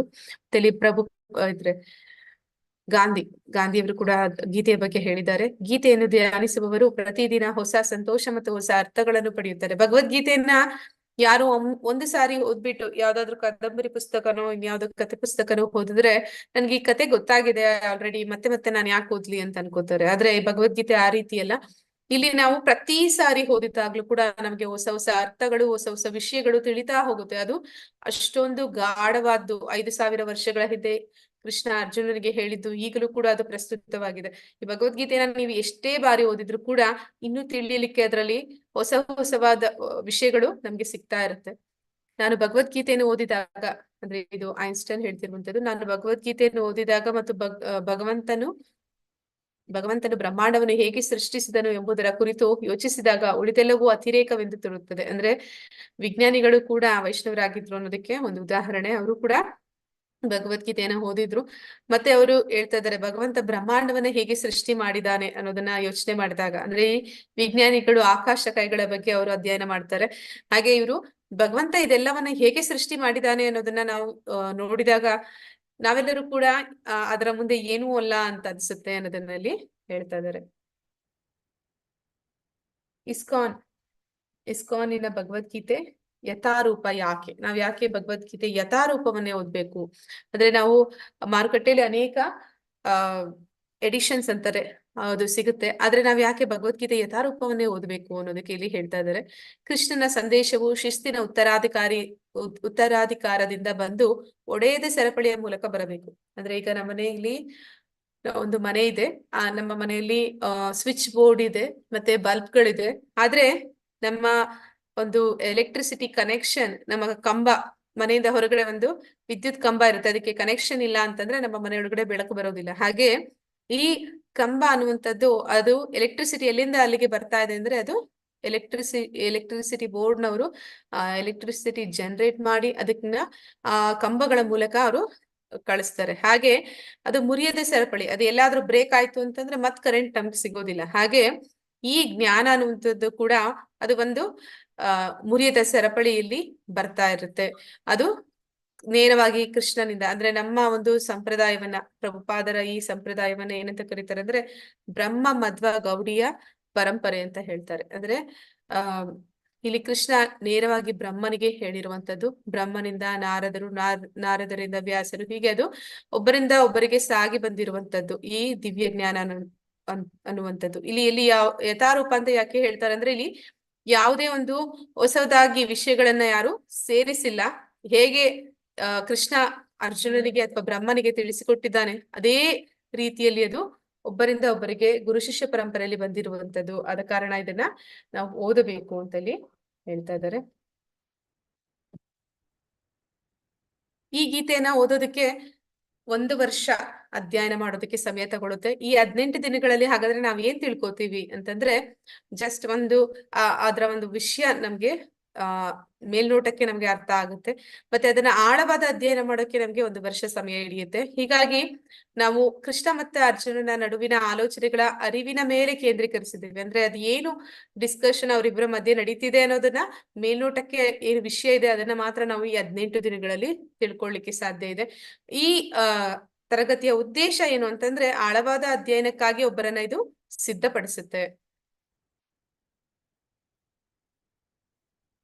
ಇಲ್ಲಿ ನಾವು 1 ಗಂಟೆ ತರಗತಿ ಇರುತ್ತೆ ಪ್ರತಿದಿನ. ಅಧ್ಯಾಯ ಮೊದಲನೇ ದಿನ ಇರುತ್ತೆ. ಪ್ರತಿ ಅಧ್ಯಾಯದ ಪ್ರಮುಖ ಅಂಶಗಳು, ತರಗತಿಯ ನಂತರ ಪ್ರಶ್ನೆಗಳಿಗೆ ಉತ್ತರಗಳು. ನೀವು ನಿಮ್ಗೆ ಯಾವ್ದಾದ್ರು ಸಂದೇಹಗಳಿದ್ರೆ ಪ್ರಶ್ನೆಗಳನ್ನ ಕೇಳಬಹುದು, ಮತ್ತೆ ಅದಕ್ಕೆ ಉತ್ತರಗಳನ್ನ ನೀಡಬೇಕಾಗತ್ತೆ. ಮತ್ತೆ ನಿಮಗೆ ರಸಪ್ರಶ್ನೆ ಕೂಡ ಇರುತ್ತೆ, ಅದನ್ನ ನಿಮ್ಗೆ ಲಿಂಕ್ ಹಾಕ್ತಾರೆ, ಹೇಗೆ ನೀವು ಅದರಲ್ಲಿ ರಿಜಿಸ್ಟರ್ ಆಗ್ಬೇಕು. ಮತ್ತೆ ಆ ರಸಪ್ರಶ್ನೆಗಳು ತುಂಬಾ ಸುಲಭ ಇರ್ತವೆ. ಅವುಗಳಿಗೆ ನೀವು ಪ್ರತಿದಿನ ಆಯಾ ಅಧ್ಯಾಯದ ಕುರಿತಾಗಿ ಪ್ರಶ್ನೆಗಳಿಗೆ ಉತ್ತರಗಳನ್ನ ನೀಡಬಹುದು. ಮತ್ತೆ ಇಲ್ಲಿ ನೀವ್ ಇವಾಗ ಏನ್ ಕೇಳ್ತಾ ಇದೀವಿ ಅದನ್ನ 18 ದಿನಗಳ ಭಗವದ್ಗೀತೆಯನ್ನ ಲೆವೆಲ್ 1 ಅಂತ ಕರಿತೀವಿ. ನಂತರ ಲೆವೆಲ್ 2, ಲೆವೆಲ್ 3. ನಿಮ್ಗೆ ಈ ಭಗವದ್ಗೀತೆಯನ್ನ ಆಳವಾಗಿ ಅಧ್ಯಯನ ಮಾಡ್ಬೇಕು ಅಂತಿದ್ರೆ ನೀವು ಲೆವೆಲ್ 2, ಲೆವೆಲ್ 3 ಮತ್ತೆ ಭಕ್ತಿ ಶಾಸ್ತ್ರಿ, ಭಕ್ತಿ ವೈಭವ, ಭಕ್ತಿ ವೇದಾಂತ, ಭಕ್ತಿ ಸರ್ವಭೌಮ, ಹೀಗೆ ಅನೇಕ ಹಂತಗಳು ಇದೆ. ಆಯಾ ಹಂತಗಳಲ್ಲಿ ನೀವು ಈ ಅಧ್ಯಯನವನ್ನ, ಅಂದ್ರೆ ದೀರ್ಘವಾದ ಅಧ್ಯಯನವನ್ನ ಮಾಡಬಹುದು.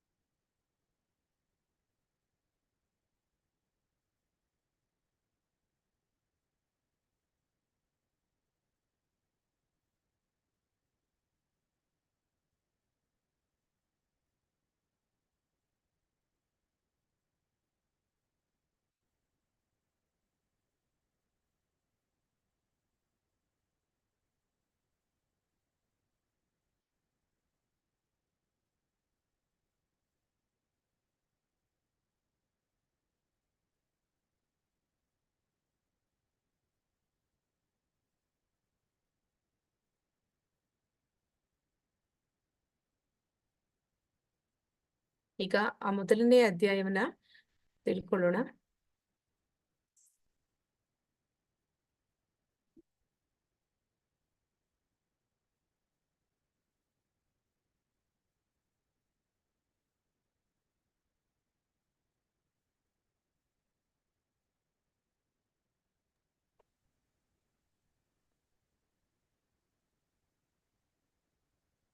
ಓಕೆ, ಮೊದಲನೇ ಅಧ್ಯಾಯವನ್ನ ತಿಳ್ಕೊಳ್ಳೋಣ.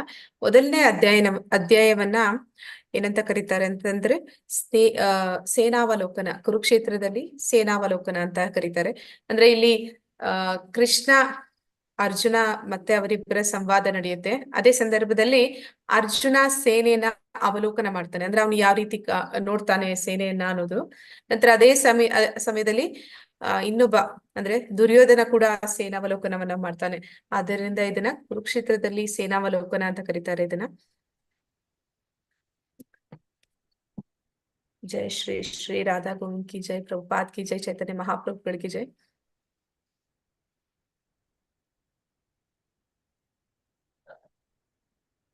ಪ್ರಭುಪಾದರು ಅಂದ್ರೆ ಸಂಸ್ಥಾಪನಾ ಆಚಾರ್ಯರು, ಅವರ ಬಗ್ಗೆ ನಾವು ತಿಳ್ಕೊಂಡಿದೀವಿ. ಇದನ್ನ ಇನ್ನೊಂದು ಹೆಸರಿದೆ ಈ ಅಧ್ಯಾಯಕ್ಕೆ, ಅದು ಏನಂದ್ರೆ ಅರ್ಜುನ ವಿಷಾದ ಯೋಗ. ಅರ್ಜುನ ವಿಷಾದದಲ್ಲಿ ಮುಳುಗಿ ಬಿಡ್ತಾನೆ. ವಿಷಾದದಲ್ಲಿ ಅಂತಂದ್ರೆ ಅವನು ಮೊದಲಿಗೆ ಯುದ್ಧದ ಒಂದು ಉತ್ಸಾಹದಲ್ಲಿ ಬರ್ತಾನೆ. ನಂತರ ಅವನು ಯುದ್ಧವನ್ನ ಮಾಡೋದಕ್ಕೆ ಮುಂಚೆ ಕೃಷ್ಣನಿಗೆ ಕೇಳ್ತಾನೆ. ಏನಂತ ಕೇಳ್ತಾನೆ ಅಂದ್ರೆ, ನಾನು ಯಾರೆಲ್ಲ ಯುದ್ಧಕ್ಕೆ ಬಂದಿದ್ದಾರೆ, ಯಾರ ಮೇಲೆಲ್ಲ ನಾ ಯುದ್ಧ ಮಾಡ್ಬೇಕಾಗಿದೆ, ಅವರನ್ನ ನಾನು ನೋಡ್ಬೇಕು. ರಥವನ್ನ ಎರಡು ಏನು ಸೇನೆಗಳ ಮಧ್ಯೆ ಕರ್ಕೊಂಡೋಗಿ ನಿಲ್ಲಿಸುವಂತ ಕೃಷ್ಣನಿಗೆ ಆದೇಶ ನೀಡ್ತಾನೆ. ಅರ್ಜುನ ಆ ರೀತಿ ಕೇಳಿದ ಕೂಡಲೇ ಕೃಷ್ಣ ಏನ್ ಮಾಡ್ತಾನೆ, ಆ ರಥವನ್ನ ನೇರವಾಗಿ ತಗೊಂಡೋಗಿ ಭೀಷ್ಮಾಚಾರ್ಯರು ಮತ್ತೆ ಗುರು ದ್ರೋಣಾಚಾರ್ಯರ ಮುಂದೆ ನಿಲ್ಲಿಸ್ಬಿಡ್ತಾನೆ. ಹಾಗೆ ಅವರಿಬ್ಬರನ್ನ ನೋಡಿದ ಕೂಡಲೇ ಇವನ ಮನಸ್ಸು ಬದಲಾಗ್ಬಿಡತ್ತೆ. ಅಂದ್ರೆ ಅವನು ಇದಕ್ಕೂ ಮೊದಲು ಅನೇಕ ಯುದ್ಧಗಳನ್ನ ಮಾಡಿದ್ದಾನೆ.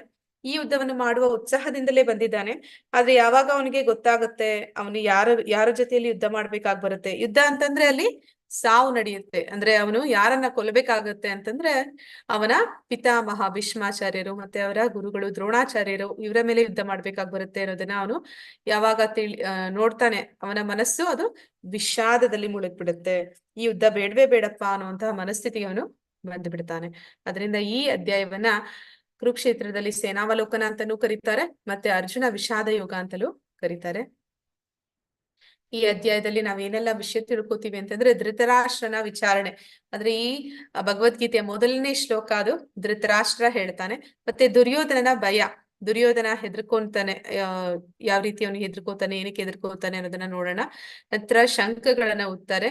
ಅರ್ಜುನನ ಅವಲೋಕನ, ಅರ್ಜುನ ಎರಡು ಸೇನೆಗಳ ಮಧ್ಯ ಅವನ ಗುರುಗಳು ಮತ್ತೆ ಅವನ ಪಿತಾಮಹ ಅವರ ಮುಂದೆ ಆ ರಥ ನಿಂತಾಗ, ಅವರ ಮೇಲೆ ಯುದ್ಧ ಮಾಡ್ಬೇಕು ಅಂತಂದಾಗ ಅವನು ಯಾವ ರೀತಿ ಒಂದು ಮನಸ್ಥಿತಿಯಲ್ಲಿ ಇರ್ತಾನೆ ಅನ್ನುವಂಥದ್ದು. ಮತ್ತೆ ಅವನು ಕೊನೆಗೆ ಏನ್ ಮಾಡ್ತಾನೆ, ಯುದ್ಧ ಮಾಡದೇ ಇರೋದಕ್ಕೆ ಕಾರಣಗಳನ್ನ ಕೊಡೋದಕ್ಕೆ ಪ್ರಾರಂಭ ಮಾಡ್ತಾನೆ. ನನಗೆ ಈ ಯುದ್ಧ ಬೇಡ ಅನ್ನೋಂತ ಅನೇಕ ಕಾರಣಗಳನ್ನ ಅವನು ಕೊಡ್ತಾನೆ. ಒಂದೇ ದೃಶ್ಯಕ್ಕೆ ವಿಭಿನ್ನ ಪ್ರತಿಕ್ರಿಯೆಗಳು ಇಲ್ಲಿ ನಾವು ನೋಡ್ತಾ ಇದೀವಿ. ಮೊದಲಿಗೆ ಧೃತರಾಷ್ಟ್ರ ಯಾವ ರೀತಿ, ಯಾವ ಮನಸ್ಥಿತಿಯಲ್ಲಿ ಅವನು ಈ ಯುದ್ಧವನ್ನ ಕಾಣ್ತಾನೆ. ನಂತರ ಅರ್ಜುನ, ನಂತರ ದುರ್ಯೋಧನ. ಅಂದ್ರೆ ಇಲ್ಲಿ 3 ಗುಣಗಳಲ್ಲಿ ಜನ ಇದ್ದಾರೆ. ಅಂದ್ರೆ ಅರ್ಜುನ ಅವನು ಸತ್ವಗುಣದಲ್ಲಿದ್ದಾನೆ, ಆದ ಕಾರಣ ಅವನು ವಿಷಾದದಲ್ಲಿ ಮುಳುಗ್ಬಿಡ್ತಾನೆ, ಅವನಿಗೆ ಯುದ್ಧ ಬೇಡ ಅನಿಸುತ್ತೆ. ಇಲ್ಲಿ ಯಾರು ಧೃತರಾಷ್ಟ್ರ ಇದ್ದಾನೆ, ಅವನು ತಮೋ ಗುಣದಲ್ಲಿದ್ದಾನೆ, ಆದ ಕಾರಣ ಅವನಿಗೆ ಆ ಯುದ್ಧದಿಂದ ತನ್ನ ಮಕ್ಕಳು ಗೆಲ್ಲಬೇಕು ಅನ್ನೋದು ಮನಸ್ಥಿತಿ ಇರುತ್ತೆ. ಇಲ್ಲಿ ನಾವು ನೋಡ್ತಾ ಇದೀವಿ ದುರ್ಯೋಧನ, ಅವನು ರಜೋಗುಣದಲ್ಲಿ ಇರ್ತಾನೆ, ಆದ ಕಾರಣ ಅವನಿಗೆ ಲೋಭ ಎಷ್ಟಿದ್ದರೂ ಸಾಲಲ್ಲ ಅನ್ನುವಂತ ಮನಸ್ಥಿತಿಯಲ್ಲಿದ್ದಾನೆ. ಅವನು ಆ ಯುದ್ಧವನ್ನ ಯಾವ ರೀತಿ ಕಾಣ್ತಾನೆ ಅನ್ನೋದನ್ನ ನಾವು ನೋಡ್ತೀವಿ. ಧೃತರಾಷ್ಟ್ರ ಉವಾಚ ಧರ್ಮಕ್ಷೇತ್ರೇ ಕುರುಕ್ಷೇತ್ರೇ ಸಮಾವೇತಾಯುಯುತ್ಸವಃ ಮಾಮಕ ಪಾಂಡವಶ್ಚೈವ ಕಿಂ ಅಕುರ್ವತ ಸಂಜಯ. ಅನುವಾದ: ಧೃತರಾಷ್ಟ್ರನು, ಹೇ ಸಂಜಯ, ಯುದ್ಧಾಪೇಕ್ಷೆಯಿಂದ ನನ್ನ ಮಕ್ಕಳು ಮತ್ತು ಪಾಂಡವರು ಧರ್ಮಕ್ಷೇತ್ರದಲ್ಲಿ ಸೇರಿದ ನಂತರ ಏನು ಮಾಡಿದರು ಎಂದು ಕೇಳಿದನು. ಅಂದ್ರೆ ಇಲ್ಲಿ ಹಾಸ್ಯಾಸ್ಪದವಾಗಿದೆ ಅಂತ ಪ್ರಭುಪಾದರು ಭಾವಾರ್ಥದಲ್ಲಿ ಹೇಳ್ತಾರೆ. ಏನಂತಂದ್ರೆ, ಯಾರಾದ್ರೂ ಒಬ್ಬ ವ್ಯಕ್ತಿಯನ್ನ ಊಟಕ್ಕೆ ಕೂರಿಸಿ ಅವನ ಮುಂದೆ ಎಲೆಯನ್ನ ಇಟ್ಟು ಅದ ಎಲೆಯ ಮೇಲೆ ಎಲ್ಲ ಪದಾರ್ಥಗಳನ್ನ, ಆಹಾರವನ್ನ ಎಲ್ಲ ಬಡಿಸಿದ ಮೇಲೆ ಅವ್ರು ಏನ್ ಮಾಡಿದ್ರು ಅಂತ ಕೇಳಿದ ಹಾಗೆ ಇದೆ. ಅಂದ್ರೆ ಇವನೇ ಯುದ್ಧಕ್ಕೆ ಒಂದು ರೀತಿ ಪ್ರಚೋದನೆ ನೀಡಿದ ಹಾಗಾಯ್ತು. ಒಬ್ಬ ರಾಜನಾಗಿ ಅವನದನ್ನ ತಡಿಬಹುದಾಗಿತ್ತು, ಆದ್ರೆ ಅವನು ಪ್ರೋತ್ಸಾಹ ಕೊಟ್ಟ ತನ್ನ ಮಗನಿಗೆ. ನಂತರ ಯುದ್ಧಕ್ಕೂ ಕೂಡ ಅವನ ಪ್ರೋತ್ಸಾಹ ಇದೆ. ಇಲ್ಲಿ ಯುದ್ಧಕ್ಕೆ ಎಲ್ಲರೂ ಕೂಡ ನೆರೆದಿದ್ದಾರೆ. ಧರ್ಮಕ್ಷೇತ್ರ ಕುರುಕ್ಷೇತ್ರದಲ್ಲಿ ಈಗ ಅಲ್ಲಿ ಏನ್ ನಡೀತು ಅಂತಂದ್ರೆ, ಏನ್ ನಡೆಯುತ್ತೆ, ಯುದ್ಧನೇ ನಡೆಯುತ್ತೆ. ಆದ ಕಾರಣ ಇದೊಂದು ಹಾಸ್ಯಾಸ್ಪದವಾದ ಒಂದು ಶ್ಲೋಕ. ಅಂದ್ರೆ ಧೃತರಾಷ್ಟ್ರನ ಈ ಇಡೀ ಭಗವದ್ಗೀತೆಯಲ್ಲಿ ಇರುವಂತಹ ಮೊದಲನೇ ಮತ್ತೆ ಒಂದೇ ಒಂದು ಶ್ಲೋಕ ಅಂತಂದ್ರೆ ಇದು. ಅವನು ಹೇಳ್ತಾ ಇದ್ದಾನೆ ಧರ್ಮಕ್ಷೇತ್ರ, ಕುರುಕ್ಷೇತ್ರ ಅನ್ನುವಂಥದ್ದು ಧರ್ಮಕ್ಷೇತ್ರ. ಅಂದ್ರೆ ಕುರುಕ್ಷೇತ್ರ ಅದು ಈ ಮೊದಲು ಅಲ್ಲಿ ಏನ್ ನಡೀತಾ ಇತ್ತು ಅಂತಂದ್ರೆ ಅನೇಕ ಋಷಿ ಮುನಿಗಳು ಯಾಗ ಯಜ್ಞಗಳನ್ನ ತಪಸ್ಸುಗಳನ್ನ ಮಾಡ್ತಾ ಇದ್ದಂತಹ ಒಂದು ಜಾಗ. ಅಂತಹ ಜಾಗದಲ್ಲಿ ಈಗ ಯುದ್ಧಕ್ಕೆ ಎಲ್ಲರೂ ನೆರೆದಿದ್ದಾರೆ. ಮತ್ತೆ ಅಲ್ಲಿ ಒಂದು ಮಾತನ್ನ ಅವನು ಬಳಸ್ತಾ ಇದ್ದಾನೆ, ಮಾಮಕ ಪಾಂಡವ ಶೈವ ಅಂತ. ಮಾಮಕ ಅಂದ್ರೆ ನನ್ನ ಮಕ್ಕಳು, ಪಾಂಡವಾಶ್ ಅಂದ್ರೆ ಪಾಂಡುವಿನ ಮಕ್ಕಳು. ಅವನು ಏನಂತ ಕರಿತಾ ಇದ್ದ ಅಂತಂದ್ರೆ ಅವನ ಮಕ್ಕಳನ್ನ ಕೌರವರು ಅಂತ ಕರೀತಾರೆ, ಮತ್ತೆ ಪಾಂಡುವಿನ ಮಕ್ಕಳನ್ನ ಪಾಂಡವರು ಅಂತ ಕರೀತಾರೆ. ಅಂದ್ರೆ ಇಲ್ಲಿ ವಾಸ್ತವದಲ್ಲಿ ಇಬ್ರು ಕೂಡ ಅಂದ್ರೆ ಕೌರವರೇ, ಅಂದ್ರೆ ಕುರುವಂಶಕ್ಕೆ ಸೇರಿದವರೇ. ಆದ್ರೆ ಅವನು ಪಾಂಡುವಿನ ಮಕ್ಕಳನ್ನ ಆ ವಂಶದಿಂದ ದೂರ ಇಡ್ತಾನೆ. ಹೀಗೆ ಅವನು ಮಾಮಕ ಅಂದ್ರೆ ನನ್ನ ಮಕ್ಕಳು ಮತ್ತೆ ಪಾಂಡುವಿನ ಮಕ್ಕಳು ಅಂತ ಭೇದ ಭಾವ ಮಾಡ್ತಾನೆ.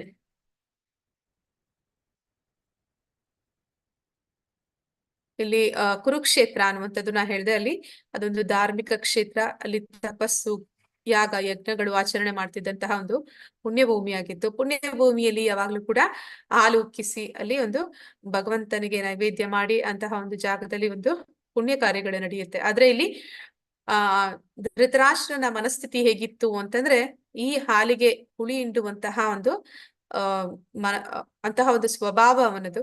ಅವನು ತನ್ನ ಮಕ್ಕಳನ್ನ ಮತ್ತೆ ಪಾಂಡುವಿನ ತನ್ನ ತಮ್ಮನ ಮಕ್ಕಳನ್ನ ಅವನು ಬೇರೆ ಬೇರೆ ಮಾಡಿ ನೋಡ್ತಾ ಇದ್ದ. ಅಲ್ಲಿ ತಮ್ಮ ಅವನು ಸಾವನ್ನಪ್ಪಿದ್ದಾನೆ.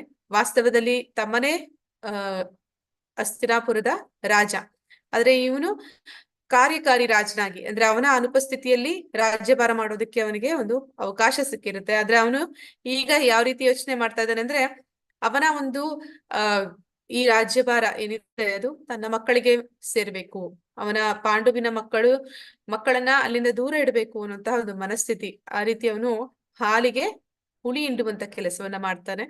ನಂತರ ಅವನು ಏನು ಯೋಚನೆ ಮಾಡ್ತಾ ಇದ್ದಾನೆ ಅಂದ್ರೆ ಹುಳಿ ಹಿಂಡಿದ್ದಾಯ್ತು, ಈಗ ಯುದ್ಧಕ್ಕೆ ಕೂಡ ಸಿದ್ಧ ಮಾಡಿದ್ದಾಯ್ತು, ಯುದ್ಧದಲ್ಲಿ ತನ್ನ ಮಕ್ಕಳೇ ಗೆಲ್ಲಬೇಕು, ಅವರಿಗೆ ಸಿಹಿ ಸುದ್ದಿ ಸಿಗಬೇಕು ಅನ್ನುವಂಥದ್ದು ಅವನ ಒಂದು ಮನೋಭಾವ. ಅದನ್ನ ನಾವಿಲ್ಲಿ ನೋಡ್ತಾ ಇದೀವಿ ಒಂದು ಹೋಲಿಕೆ ಸಾದೃಶ್ಯದ ಮೂಲಕ. ಧರ್ಮಕ್ಷೇತ್ರ, ಮಾಮಕ ಪಾಂಡವ ಅಂದ್ರೆ ನನ್ನ ಮಕ್ಕಳು ಪಾಂಡುವಿನ ಮಕ್ಕಳು, ಅಂದ್ರೆ ಬೇರೆ ಬೇರೆ ಮಾಡುವಂಥದ್ದು. ಹಿಮ ಕುರುವತ ಅಂದ್ರೆ ಅದರಿಂದ ಬರುವಂತಹ ಒಂದು ಲಾಭವನ್ನ ತಾನು ಮತ್ತೆ ತನ್ನ ಮಕ್ಕಳು ಪಡ್ಕೋಬೇಕು ಅನ್ನುವಂಥದ್ದು. ಧೃತರಾಷ್ಟ್ರ ಯುದ್ಧ ಭೂಮಿಯನ್ನು ಅವನು ಹೇಗೆ ನೋಡುತ್ತಾನೆ, ಹರೇ ಕೃಷ್ಣ, ಆ ಯುದ್ಧ ಭೂಮಿಯಲ್ಲಿ ಯುದ್ಧ ನಡೀತಾ ಇರುವಂತದನ್ನ ಇಲ್ಲಿ ಧೃತರಾಷ್ಟ್ರ ಯಾವ ರೀತಿ ನೋಡ್ತಾನೆ ಅಂತ ಕೇಳ್ತಾ ಇದ್ದಾರೆ. ತಿಳಿದಿದ್ರೆ ಯಾರಾದ್ರೂ ಹೇಳ್ಬೋದು. ಧೃತರಾಷ್ಟ್ರ ಕುರುಡನಾಗಿದ್ದಾನೆ, ಅವನು ಹೇಗೆ ಯುದ್ಧವನ್ನ ನೋಡ್ತಾ ಇದ್ದಾನೆ ಅಂತ. ಸಂಜಯನಿಂದ ಕೇಳ್ತಾ ಇದ್ದಾನೆ. ಹೌದು ಮಾತಾಜಿ. ಅಂದ್ರೆ ಇಲ್ಲಿ ಧೃತರಾಷ್ಟ್ರ ಅವನು ಹುಟ್ಟು ಕುರುಡ, ಮತ್ತೆ ಅವನಿಗೆ ಈ ಯುದ್ಧದಲ್ಲಿ ರಾಜನಾಗಿದ್ರು ಕೂಡ ಅವನು ಯುದ್ಧದಲ್ಲಿ ಪಾಲ್ಗೊಳ್ತಾ ಇಲ್ಲ ಕುರುಡನಾದ ಕಾರಣ. ಆದ್ರೆ ಅವನು ಅಲ್ಲಿ ಯುದ್ಧ ಭೂಮಿಯಲ್ಲಿ ಏನೆಲ್ಲ ನಡೀತಿದೆ ಅದನ್ನ ಅವನು ಸಂಜಯ ಅವನ ಸೇವಕನ ಮೂಲಕ ತಿಳ್ಕೊತಾ ಇದ್ದಾನೆ. ಸಂಜಯನಿಗೆ ಯಾರು ಆ ದಿವ್ಯ ದೃಷ್ಟಿಯನ್ನ ಕೊಡ್ತಾರೆ ಅಂತಂದ್ರೆ, ಈಗ ನಾವು ನೋಡ್ತೀವಿ, ನಾವು ಝೂಮ್ ನಲ್ಲಿ ಇಲ್ಲಿ ಇಂಟರ್ನೆಟ್ ಮೂಲಕ ಒಬ್ಬರೇನೊಬ್ಬರು ನೋಡ್ತಾ ಇದೀವಿ, ಕೇಳ್ತಾ ಇದೀವಿ, ಟಿವಿಯ ಮೂಲಕ ನಾವು ನೋಡ್ತೀವಿ, ಕೇಳ್ತೀವಿ. ಆದ್ರೆ ಅದೇ ಫೋನ್ ನ ಮೂಲಕ ನಾವು ಕೇಳ್ತೀವಿ, ನೋಡ್ತೀವಿ. ಆದ್ರೆ ಇಲ್ಲಿ ಆ ರೀತಿ ಹೇಗೆ ನೋಡೋದಕ್ಕೆ ಸಾಧ್ಯ ಆಯ್ತು ಸಂಜಯನಿಗೆ ಅಂತಂದ್ರೆ, ಅವನಿಗೆ ಆ ದಿವ್ಯ ದೃಷ್ಟಿಯನ್ನ ಅವನ ಗುರುಗಳಾದಂತಹ ವ್ಯಾಸರು ನೀಡ್ತಾರೆ. ಅವರ ಮೂಲಕ ಅವನು ಹಸ್ತಿನಾಪುರದಲ್ಲಿ ಅರಮನೆಯಲ್ಲಿ ಕೂತಲ್ಲಿಯೇ ಅವನು ಎಲ್ಲವನ್ನು, ಅಂದ್ರೆ ಕುರುಕ್ಷೇತ್ರದಲ್ಲಿ ಏನೆಲ್ಲ ನಡೀತಿದೆ ಎಲ್ಲವನ್ನು ನೋಡುವಂತಹ ಒಂದು ಶಕ್ತಿಯನ್ನ ಮತ್ತೆ ಕೇಳುವಂತ ಶಕ್ತಿಯನ್ನ ಪಡೆದಿದ್ದಾನೆ. ಅವನ ಮೂಲಕ ಧೃತರಾಷ್ಟ್ರ ಅಲ್ಲಿ ನಡೀತಾ ಇರುವುದೆಲ್ಲವನ್ನು ಕೂಡ ತಿಳ್ಕೊತಾ ಇದ್ದಾನೆ. ಧೃತರಾಷ್ಟ್ರನ ಮನಸ್ಥಿತಿ ಅವನಿಗೆ ಅನುಮಾನಾಸ್ಪದ, ಅಂದ್ರೆ ಅವನಿಗೆ ಗೊತ್ತಿದೆ ಅದು ಕುರುಕ್ಷೇತ್ರ ಧರ್ಮಸ್ಥಳ, ಮತ್ತೆ ನಮ್ಮ ಸೈನ್ಯ ಹೇಗೆ ಗೆಲ್ಲುತ್ತೆ ಅಂತ ಅವನಿಗೆ ಎಲ್ಲವೂ ತಿಳಿದಿದೆ. ಅಂದ್ರೆ ನನ್ನ ಮಕ್ಕಳು ಆ ಧರ್ಮದಲ್ಲಿದ್ದಾರೆ, ಪಾಂಡುವಿನ ಮಕ್ಕಳು ಧರ್ಮ ಮಾರ್ಗದಲ್ಲಿದ್ದಾರೆ, ಇಲ್ಲಿ ಅವರು ನೆರೆದಿರುವಂತಹ ಕುರುಕ್ಷೇತ್ರ ಕೂಡ ಅದು ಪುಣ್ಯ ಭೂಮಿ ಆಗಿದೆ. ಹೀಗಿರುವಾಗ ಅಲ್ಲಿ ಯುದ್ಧ ನಡೆದ್ರೆ ಯಾರಿಗೆ ನ್ಯಾಯ ಸಿಗುತ್ತೆ ಅನ್ನುವಂಥದ್ದು ಅವನಿಗೆ ಗೊತ್ತಿದೆ. ಭಯಭೀತನಾದ, ಯಾಕೆ ಅಂತಂದ್ರೆ ಅವನಿಗೆ ಗೊತ್ತಿದೆ ಅವನ ಮಕ್ಕಳು ಅನ್ಯಾಯ ಮಾಡ್ತಾ ಇದ್ದಾರೆ ಅನ್ನುವಂಥದ್ದು. ಮತ್ತೆ ಬಾಂಧವ್ಯದಿಂದಾಗಿ, ಬಾಂಧವ್ಯ ಅಂತಂದ್ರೆ ಅಟ್ಯಾಚ್ಮೆಂಟ್, ಅವನಿಗೆ ಅವನ ಮಕ್ಕಳು ಅನ್ನುವಂಥದ್ದು 100 ಮಕ್ಕಳು, ಅವನ ಮಕ್ಕಳು ಅವರ ಮೇಲೆ ಅವನಿಗೆ ಅತಿಯಾಗಿ ವ್ಯಾಮೋಹ ಇರುತ್ತೆ. ಆದ ಕಾರಣ ಅವನು ಹೆದರ್ಕೊಂತಾ ಇದ್ದಾನೆ, ಏನಾಗ್ಬೋದು ಯುದ್ಧದ ಪರಿಣಾಮಗಳು ಅಂತ. ಮತ್ತೆ ಅವನಿಗೆ ಎಲ್ಲೋ ಒಂದ್ ಕಡೆ ಗೊತ್ತಿದೆ ಈ ಯುದ್ಧದ ಪರಿಣಾಮದಲ್ಲಿ ಏನಾಗುತ್ತೆ ಅಂತಂದ್ರೆ ಅನ್ಯಾಯದಲ್ಲಿ ಇರುವ ಕಾರಣ, ಅನ್ಯಾಯದ ಒಂದು ಮಾರ್ಗವನ್ನ ಹಿಡಿದಿರುವ ಕಾರಣ ತನ್ನ ಮಕ್ಕಳು ನಾಶ ಹೊಂದುತ್ತಾರೆ ಅನ್ನೋದು ಅವನಿಗೆ ಆ ಹೆದರಿಕೆ ಅವನ ಹೃದಯದಲ್ಲಿ ಇದೆ. ಪಕ್ಷಪಾತ, ನಾನು ಮತ್ತು ನನ್ನದು ಮನಸ್ಥಿತಿ, ಅಂದ್ರೆ ಇಲ್ಲಿ ಅಹಂ ಮಮ ಅಂತ ಹೇಳ್ತಾರೆ. ಅಂದ್ರೆ ನಾನು ಮತ್ತೆ ನನಗೆ ಸಂಬಂಧಪಟ್ಟದ್ದು ಅದೆಲ್ಲವೂ ಕೂಡ ನನ್ನದು ಅನ್ನುವಂಥದ್ದು. ಮತ್ತೆ ಇದೊಂದು ಐಹಿಕವಾದದ್ದು, ಅಂದ್ರೆ ಭೌತಿಕವಾದ ಒಂದು ಮನಸ್ಥಿತಿ, ಅದನ್ನ ಮಿಥ್ಯ ಅಹಂಕಾರ ಅಂತ ಕರೀತಾರೆ. ನಿಜವಾದ ಅಹಂಕಾರ ಅಂದ್ರೆ ಏನು ಅಂತಂತಂದ್ರೆ ನಾವು ನಮ್ಮದು ಅನ್ನುವಂಥದ್ದೇ ನಿಜವಾದ್ದು. ಆದ್ರೆ ನಾನು ಮತ್ತೆ ನನ್ನದು ಅನ್ನುವಂಥದ್ದು ಅದು ಒಂದು ಆ ಲೌಕಿಕ ಐಹಿಕ ಜಗತ್ತಿಗೆ ಸೇರಿದಂತಹ ಒಂದು ಮನೋಭಾವ, ಅಜ್ಞಾನ ಅಂತ ಇಲ್ಲಿ ಕರೀತಾರೆ. ಧೃತರಾಷ್ಟ್ರ, ಬಾಂಧವ್ಯ ವಿರುದ್ಧ ವಾತ್ಸಲ್ಯ. ಅಂದ್ರೆ ಇಲ್ಲಿ ಅವನಿಗೆ ಬಾಂಧವ್ಯ ಅಂದ್ರೆ ಅವನ ಮಕ್ಕಳ ಮೇಲೆ ಅವನಿಗಿರುವಂತದ್ದು ಅಟ್ಯಾಚ್ಮೆಂಟ್. ಮತ್ತೆ ವಾತ್ಸಲ್ಯ ಅಂತಂದ್ರೆ ನಾವು ನಮ್ಮ ಮಕ್ಕಳ ಮೇಲೆ ಪ್ರೀತಿನ ಇಟ್ಕೋಬೇಕು. ಆದ್ರೆ ಧೃತರಾಷ್ಟ್ರನ ಹಾಗೆ ಒಂದು ಕುರುಡು ವ್ಯಾಮೋಹವನ್ನ ಇಟ್ಕೋಬಾರ್ದು. ಅಂದ್ರೆ ಮಕ್ಕಳು ತಪ್ಪು ದಾರಿಗೆ ಹೋಗ್ತಾ ಇದ್ದಾರೆ ಅಂತ ತಿಳಿದಾಗ ನಾವು ಅವರನ್ನ ತಿದ್ದುವಂತಹ ಸ್ಥಾನದಲ್ಲಿ ಇರ್ಬೇಕು. ಅದನ್ನ ಬಿಟ್ಟು ಮಕ್ಕಳು ತಪ್ಪು ದಾರಿಗೆ ಹೋಗ್ತಾ ಇದ್ದಾರೆ ಅಂತಂದ್ರೆ ಅವರನ್ನ ಪ್ರೋತ್ಸಾಹಿಸುವಂತದ್ದು, ಅವರು ಹೇಳಿದ್ದನ್ನ ತಂದೆಯಾಗಿ ಅವರು ಕೇಳುವಂತದ್ದು, ಮತ್ತೆ ಅದನ್ನೇ ಅವನು ಕೂಡ ಅವರನ್ನೇ ಅವನು ಅವರ ಮೇಲೆ ಒಂದು ಅಟ್ಯಾಚ್ಮೆಂಟ್ ಅಂತಂದ್ರೆ ಒಂದು ಬಾಂಧವ್ಯದಿಂದ ಅವ್ರಿಗೆ ತಪ್ಪು ಮಾಡ್ತಾ ಇದ್ರು ಕೂಡ ಅವರನ್ನ ಸರಿ ಅಂತಲೇ ತಿಳಿಯುವಂತದ್ದು, ತಿಳಿದು ತಪ್ಪು ಮಾಡುವಂತದ್ದು, ಅದನ್ನೇ ಹೇಳ್ತಾ ಇದ್ದಾರೆ. ವಾತ್ಸಲ್ಯ, ನಮಗೆ ಮಕ್ಕಳ ಮೇಲೆ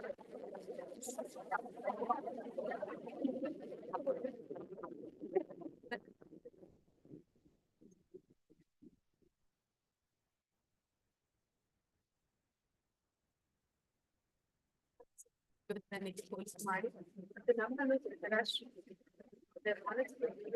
ದುರ್ಯೋಧನ ಹೇಗಿದ್ರೆ ಒಂದು ಲೋಭಿ ಆಗಿದೆ, ನಮ್ಮ ಮನಸ್ಸು ಲೋಭಿ ಆಗಿದೆ. ಮತ್ತೆ ನಾವು ಧೃತರಾಷ್ಟ್ರನ ಹಾಗೆ ಅಂತಹ ಲೋಭಿ ಮನಸ್ಸಿಗೆ ನಾವು ದಾಸರಾದ್ರೆ ಏನಾಗುತ್ತೆ ಅನ್ನೋದು ಹೇಳ್ತಾ ಇದ್ದಾರೆ. ಅತೃಪ್ತಿ ಮತ್ತು ಅಧರ್ಮ ನಡುವಿನ ಸಂಬಂಧ. ಅಂದ್ರೆ ಇಲ್ಲಿ ಲೋಭಿ ಅಂತಂದ್ರೆ ಅವನಿಗೆ ತೃಪ್ತಿ ಅನ್ನೋದೇ ಇಲ್ಲ. ನಾವು ನೋಡ್ತೀವಿ ದುರ್ಯೋಧನ ಅವನು ಹುಟ್ಟಿದಾಗಿನಿಂದ ಸಾಯುವವರೆಗೂ ರಾಜಕುಮಾರನಾಗಿ ಅವನು ಎಲ್ಲ ಭೋಗ ಜೀವನವನ್ನ ಅನುಭವಿಸ್ತಾ ಇರ್ತಾನೆ. ಆದ್ರೂ ಕೂಡ ಅವನಿಗೆ ತೃಪ್ತಿ ಅನ್ನೋದೇ ಇರೋದಿಲ್ಲ. ಅಂದ್ರೆ ಅವನಿಗೆ ಪಾಂಡವರ ಮೇಲೆ ಒಂದು ಅಸೂಯೆ, ದ್ವೇಷ, ಶತ್ರು ಭಾವ. ಆದ ಕಾರಣ ಅವನೇನ್ ಮಾಡ್ತಾನೆ, ಅವರಿಗೆ ಒಂದಲ್ಲ ಒಂದು ರೀತಿ ತೊಂದರೆಗಳನ್ನ ಕೊಡ್ತಾನೆ ಇರ್ತಾನೆ.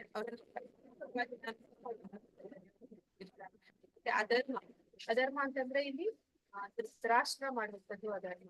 ಅಂದ್ರೆ ತಮ್ಮನ ರಾಜ್ಯವನ್ನ ತಾನು ಕಾರ್ಯಕಾರಿ ರಾಜನಾಗಿ ತಿಳ್ಕೊಂಡು ಅದನ್ನ ತಾನೇ ಅನುಭವಿಸ್ಬೇಕು. ತಾನಾದ್ಮೇಲೆ ತನ್ನ ಹರೇ ಕೃಷ್ಣ ಅಂತ ಕೇಳಿಸ್ತಿಲ್ಲ ಮಾತಾಜಿ, ನಿಮ್ದು ವಾಯ್ಸ್ ಸ್ವಲ್ಪ ಕ್ಲಿಯರ್ ಇಲ್ಲ ಮಾತಾಜಿ. ಈಗ ಮಾತಾಜಿ ಈಗ ಪರವಾಗಿಲ್ಲ, ಈಗ ಪರವಾಗಿಲ್ಲ. ಅಂದ್ರೆ ಅವನು ಅಧರ್ಮದ ಮಾರ್ಗದಲ್ಲಿ ಇರ್ತಾನೆ. ಅಂದ್ರೆ ತಮ್ಮನ ರಾಜ್ಯವನ್ನ ತಾನು ಭೋಗಿಸ್ಬೇಕು, ತನ್ನ ನಂತರ ತನ್ನ ಮಕ್ಕಳು ಭೋಗಿಸ್ಬೇಕು. ಮತ್ತೆ ಪಾಂಡವಿನ ಮಕ್ಕಳು ಅವರು ಅನಾಥರಾಗಿದ್ದಾರೆ, ಅವರಿಗೆ ತಂದೆ ಇಲ್ಲ. ಆದ್ರೂ ಕೂಡ ಒಂದು ತಂದೆ ಸ್ಥಾನದಲ್ಲಿ ಅವರ ಪೋಷಣೆ ಮಾಡೋದನ್ನ ಬಿಟ್ಟು ಅವರ ಮೇಲೆ ಒಂದು ವೈರ ಭಾವವನ್ನ ಬೆಳೆಸ್ಕೊಂತಾನೆ, ಅಧರ್ಮವನ್ನ ಮಾಡ್ತಾನೆ. ಅವನು ಸರಿಯಾಗಿ ಯುಧಿಷ್ಠಿರನಿಗೆ ಸಿಂಹಾಸನವನ್ನು ಕೊಟ್ಟಿದ್ದರೆ ಏನು ಫಲಿತಾಂಶ? ಹರೇ ಕೃಷ್ಣ, ಯಾರಾದ್ರೂ ಹೇಳ್ತೀರಾ? ಧೃತರಾಷ್ಟ್ರ ಸಿಂಹಾಸನವನ್ನ ಯುಧಿಷ್ಠಿರನಿಗೆ ಬಿಟ್ಕೊಟ್ಟಿದ್ರೆ ಏನಾಗ್ತಾ ಇರ್ತದೆ? ಹರೇ ಕೃಷ್ಣ. ಮಾತಾಜಿ, ನಿಮ್ಮ ವಾಯ್ಸ್ ಕೇಳಿಸ್ತಾ ಇಲ್ಲ ಮಾತಾಜಿ. ಸ್ವಲ್ಪನೂ ಇಲ್ಲ ಮಾತಾಜಿ. ಸ್ವಲ್ಪ ಮೊದಲಿಗಿಂತ ಲೋ ಆಗಿದೆ ಮಾತಾಜಿ, ಸಣ್ಣ ಕೇಳಿಸ್ತಾ ಇತ್ತು. ಲೋ ಆಗಿದೆ ಮಾತಾಜಿ, ಅಷ್ಟೇ. ಕೇಳಿಸ್ತಾ ಇದೆ? ನಿಮ್ ವಾಯ್ಸ್ ಕೇಳಸಲಾಗಿದ್ರಿ? ಕ್ಲಿಯರ್ ಇಲ್ಲ ಮಾತಾಜಿ. ಕ್ಲಿಯರ್ ಇಲ್ರಿ, ಧ್ವನಿನೇ ಕೇಳಸಲಾಗಿದ್ರಿ. ಕೃಷ್ಣ. ಈಗ ಮಾತಾಜಿ ಇಲ್ಲ ಇಲ್ಲ ಮಾತಾಜಿ, ನೀವೇ ಇಲ್ಲ. ಮೊದ್ಲಿಂದಲೂ ಹೀಗೆ ಇತ್ತ ಮಾತಾಜಿ? ಇಲ್ಲ ಮಾತಾಜಿ, ಈಗ ಒಂದು 5 ಮಿನಿಟ್ಸ್ 2 ಮಿನಿಟ್ಸ್ 3 ಮಿನಿಟ್ಸ್ ಹಿಂದ್ಗಡೆಯಿಂದ ಆತರ ಆಗಿದೆ. ಸ್ವಲ್ಪ ಚೆನ್ನಾಗೇ ಇತ್ತು ಮಾತಾಜಿ ಮೊದಲಿಂದ. ಈಗ ನಾ ಮಾತಾಡ್ತಿರೋದು ತುಂಬಾ ಲೋ ಇದೆಯಾ ಮಾತಾಜಿ? ಹೀಗೆ ಬಾಂಧವ್ಯ ಹೇಳ್ತಾ ಇದ್ರಿ ಅಲ್ವಾ, ಅಲ್ಲಿಂದ ಸ್ಟಾರ್ಟ್ ಆಯ್ತು ಮಾತಾಜಿ. ಸ್ವಲ್ಪ ಈಗ ಆ ತರನೇ ಇದೆಯಾ ಮಾತಾಜಿ? ನಾನ್ ಮಾತಾಡ್ತಾ ಇರೋದು ಹಾಗೆ ತುಂಬಾ ಲೋ ಇದೆಯಾ? ಅದು ಲೋ ವಾಯ್ಸ್ ಇದೆ. ಆ ಮೊದಲಿನಷ್ಟು ಕ್ಲಿಯರ್ ಕೇಳಿಸ್ತಾ ಇಲ್ಲ. ಫಸ್ಟಿಗೆ ಸ್ಟಾರ್ಟ್ ಮಾಡ್ದಾಗೆ ಜೋರಾಯ್ತು, ಈಗ ಸ್ವಲ್ಪ ಮತ್ತೆ ಕಡಿಮೆ ಆಗಿದೆ. ಈಗ ಮಾತಾಜಿ ಇಲ್ಲ. ಕೇಳಿಸ್ತಾ ಇಲ್ಲ ಮಾತಾಜಿ. ಸ್ವಲ್ಪನೂ ಇಲ್ಲ ಮಾತಾಜಿ. ಕೇಳಿಸ್ತಾ ಇದೆ ಮಾತಾಜಿ, ಲೋ ಇದೆ ವಾಯ್ಸ್. ಸ್ವಲ್ಪ ಸಹಿಸ್ಕೊಳ್ಳಿ, ನಂದು 15 ಮಿನಿಟ್ಸ್ ಮುಗಿಸ್ಬಿಡ್ತೇನೆ ಫಾಸ್ಟ್ ಆಗಿ. ಅಂದ್ರೆ ಈಗ ಹರೇ ಕೃಷ್ಣ, ಇದಕ್ಕೆ ಯಾರಾದ್ರೂ ಉತ್ತರ ಕೊಡ್ತೀರಾ? ಅವನು ಸರಿಯಾಗಿ ಯುಧಿಷ್ಠಿರನಿಗೆ ಸಿಂಹಾಸನ ಕೊಟ್ಟಿದ್ರೆ ಏನಾಗ್ತಿತ್ತು ಅಂತ.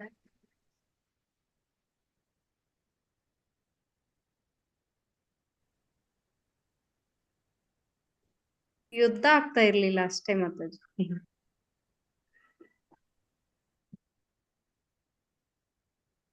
ಮಹಾಭಾರತ ಯುದ್ಧನೇ ನಡೀತಿರ್ಲಿಲ್ಲ. ಎಲ್ಲರೂ ಒಂದೇ ಅನ್ನೋ ಭಾವನೆ ಇರ್ಬೇಕಾಗಿತ್ತು ಮೇಡಮ್.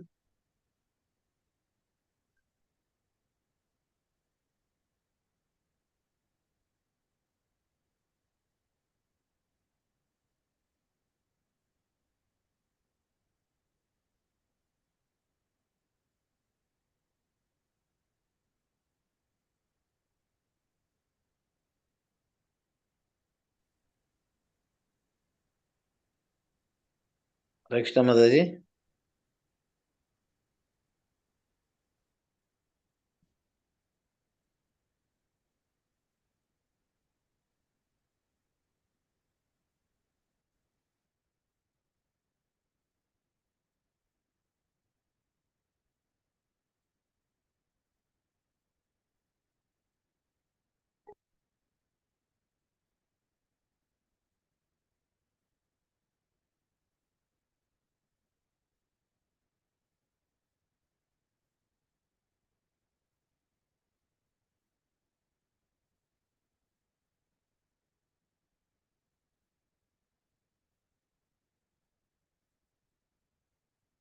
ಹರೇ ಕೃಷ್ಣ ಮಾತಾಜಿ. ಹರೇ ಕೃಷ್ಣ. ಹರೇ ಕೃಷ್ಣ ಮಾತಾಜಿ. ಇದೆ ಮಾತಾಜಿ. ಹರೇ ಕೃಷ್ಣ ಬರ್ತಾ ಇದೆ ಮಾತಾಜಿ ಈಗ. ನೆಟ್ವರ್ಕ್ ಇಶ್ಯೂ ಆಗಿದೆ ಅನ್ಸುತ್ತೆ ಮಾತಾಜಿ. ಓಕೆ. ಪಶ್ಯೇತಾಂ ಪಾಂಡು ಪುತ್ರಾಣಾಂ ಚೆನ್ನಾಗಿದೆ. ಆಚಾರ್ಯ ಮಹತಿ ಚಾಮು ವ್ಯೂಢಂ ನೃಪದ ಪುತ್ರೇಣ ತವ ಶಿಷ್ಯೇಣ ಧೀಮತ. ಅನುವಾದ: ಆಚಾರ್ಯರೇ, ನಿಮ್ಮ ಚತುರ ಶಿಷ್ಯನಾದ ದೃಪದನ ಮಗನು ಕೌಶಲದಿಂದ ವ್ಯೂಹ ರೂಪದಲ್ಲಿ ರಚಿಸಿರುವ ಈ ಪಾಂಡವ ಸೈನ್ಯವನ್ನು ನೋಡಿ. ಅಂದ್ರೆ ಇಲ್ಲಿ ನಾವು ನೋಡ್ತಾ ಇದೀವಿ ಯಾವ ರೀತಿ ಗುರುವಿನ ಮುಂದೆ ಒಬ್ಬ ಶಿಷ್ಯ ಮಾತನಾಡ್ತಾ ಇದ್ದಾನೆ ಅಂತ. ಗುರುವಿನ ಮುಂದೆ ಶಿಷ್ಯ ಅವನು ಗುರುವನ್ನ ಕಂಡ ಕೂಡಲೇ ಅವರಿಗೆ ಸಾಷ್ಟಾಂಗ ಪ್ರಣಾಮವನ್ನ ಮಾಡಿ ಅವರಿಗೆ ಗೌರವ ಪೂರ್ವಕವಾಗಿ ಅವರ ಜೊತೆ ವರ್ತಿಸ್ತಾನೆ. ಆದ್ರೆ ಇಲ್ಲಿ ದುರ್ಯೋಧನ ಅವನ ಶಿಷ್ಯನಾಗಿ ಯಾವ ರೀತಿ ಅವನು ವರ್ತಿಸ್ತಾ ಇದ್ದಾನೆ ಅಂತಂದ್ರೆ, ಅವನು ಗುರುಗಳನ್ನ ಕಣ್ಣುಗಳು ಹರಳಿಸಿ, ಅಂದ್ರೆ ಅವರ ಮೇಲೆ ಕೋಪದಿಂದ ನೋಡ್ತಾ ಇದ್ದಾನೆ. ಮತ್ತೆ ಅವನು ಒಂದು ಅವನ ವರ್ತನೆ ಹೇಗಿದೆ ಅಂತ ನೋಡ್ತಾ ಇದ್ವಿ. ಅವನು ಯಾವ ರೀತಿ ಮಾತಾಡ್ತಾ ಇದ್ದಾನೆ ಅಂತಂದ್ರೆ, ಅವನು ಹೇಳ್ತಾ ಇದ್ದಾನೆ, ಆಚಾರ್ಯರೇ ಅಂದ್ರೆ ದ್ರೋಣಾಚಾರ್ಯರಿಗೆ ಹೇಳ್ತಿರುವಂತದ್ದು, ನಿಮ್ಮ ಚತುರ ಶಿಷ್ಯ ಅಂದ್ರೆ ದೃಪದನ ಮಗ ದೃಷ್ಟದ್ಯುಮ್ನ, ಅವನು ಅಲ್ಲಿ ಪಾಂಡವರ ಸೇನಾಧಿಪತಿಯಾಗಿದ್ದಾನೆ. ಅವನು ಅಲ್ಲಿ ಒಂದು ವ್ಯೂಹವನ್ನ ರಚನೆ ಮಾಡಿದ್ದಾನೆ, ಯುದ್ಧಕ್ಕೆ ಅವನು ವ್ಯೂಹ ರಚನೆ ಮಾಡಿದ್ದಾನೆ. ಅದನ್ನ ಹೇಳ್ತಾ ಇದ್ದಾನೆ. ಅವನು ಯಾವ ರೀತಿ ಕೌಶಲದಿಂದ ವ್ಯೂಹ ರಚನೆ ಮಾಡಿದ್ದಾನೆ ಅನ್ನೋದನ್ನ ನೋಡಿ ಬನ್ನಿ ಅಂತ. ಆದ್ರೆ ಅವನು ಹೇಳ್ತಾ ಇದ್ದಾನೆ, ಇಲ್ಲಿ ದ್ರೋಣಾಚಾರ್ಯರು ಮತ್ತೆ ದೃಪದ ಅವರಿಬ್ರು ಕೂಡ ಬಾಲ್ಯದಲ್ಲಿ ಸ್ನೇಹಿತರಾಗಿರ್ತಾರೆ. ಆಮೇಲೆ ಅವರು ಏನಾಗುತ್ತೆ ಅಂತಂದ್ರೆ, ಅವರಿಬ್ರು ಸ್ನೇಹಿತರಾಗಿದ್ದಾಗ ಅವರ ಮಧ್ಯೆ ಒಂದು ಮಾತುಕತೆ ಆಗುತ್ತೆ. ಅವ್ನು ಹೇಳ್ತಾನೆ, ದೃಪದ, ನಾನು ಮುಂದೆ ರಾಜನಾಗ್ತೀನಿ, ಆಗ ನನ್ನ ಅರ್ಧ ರಾಜ್ಯವನ್ನ ನಿನಗೆ ಕೊಡ್ತೀನಿ ಅಂತ. ಮುಂದೆ ಅವರು ದೃಪದ ಅದೇ ರೀತಿ ಅವರು ರಾಜನಾಗ್ತಾನೆ. ಇಲ್ಲಿ ದ್ರೋಣಾಚಾರ್ಯರು ಅವರು ತುಂಬಾ ಬಡ ಬ್ರಾಹ್ಮಣರಾಗಿರ್ತಾರೆ. ಅವರಿಗೆ ಅಶ್ವತ್ಥಾಮ ಅನ್ನುವಂತ ಮಗ ಇರ್ತಾನೆ, ಕೃಪಿ ಅವರ ಹೆಂಡತಿ.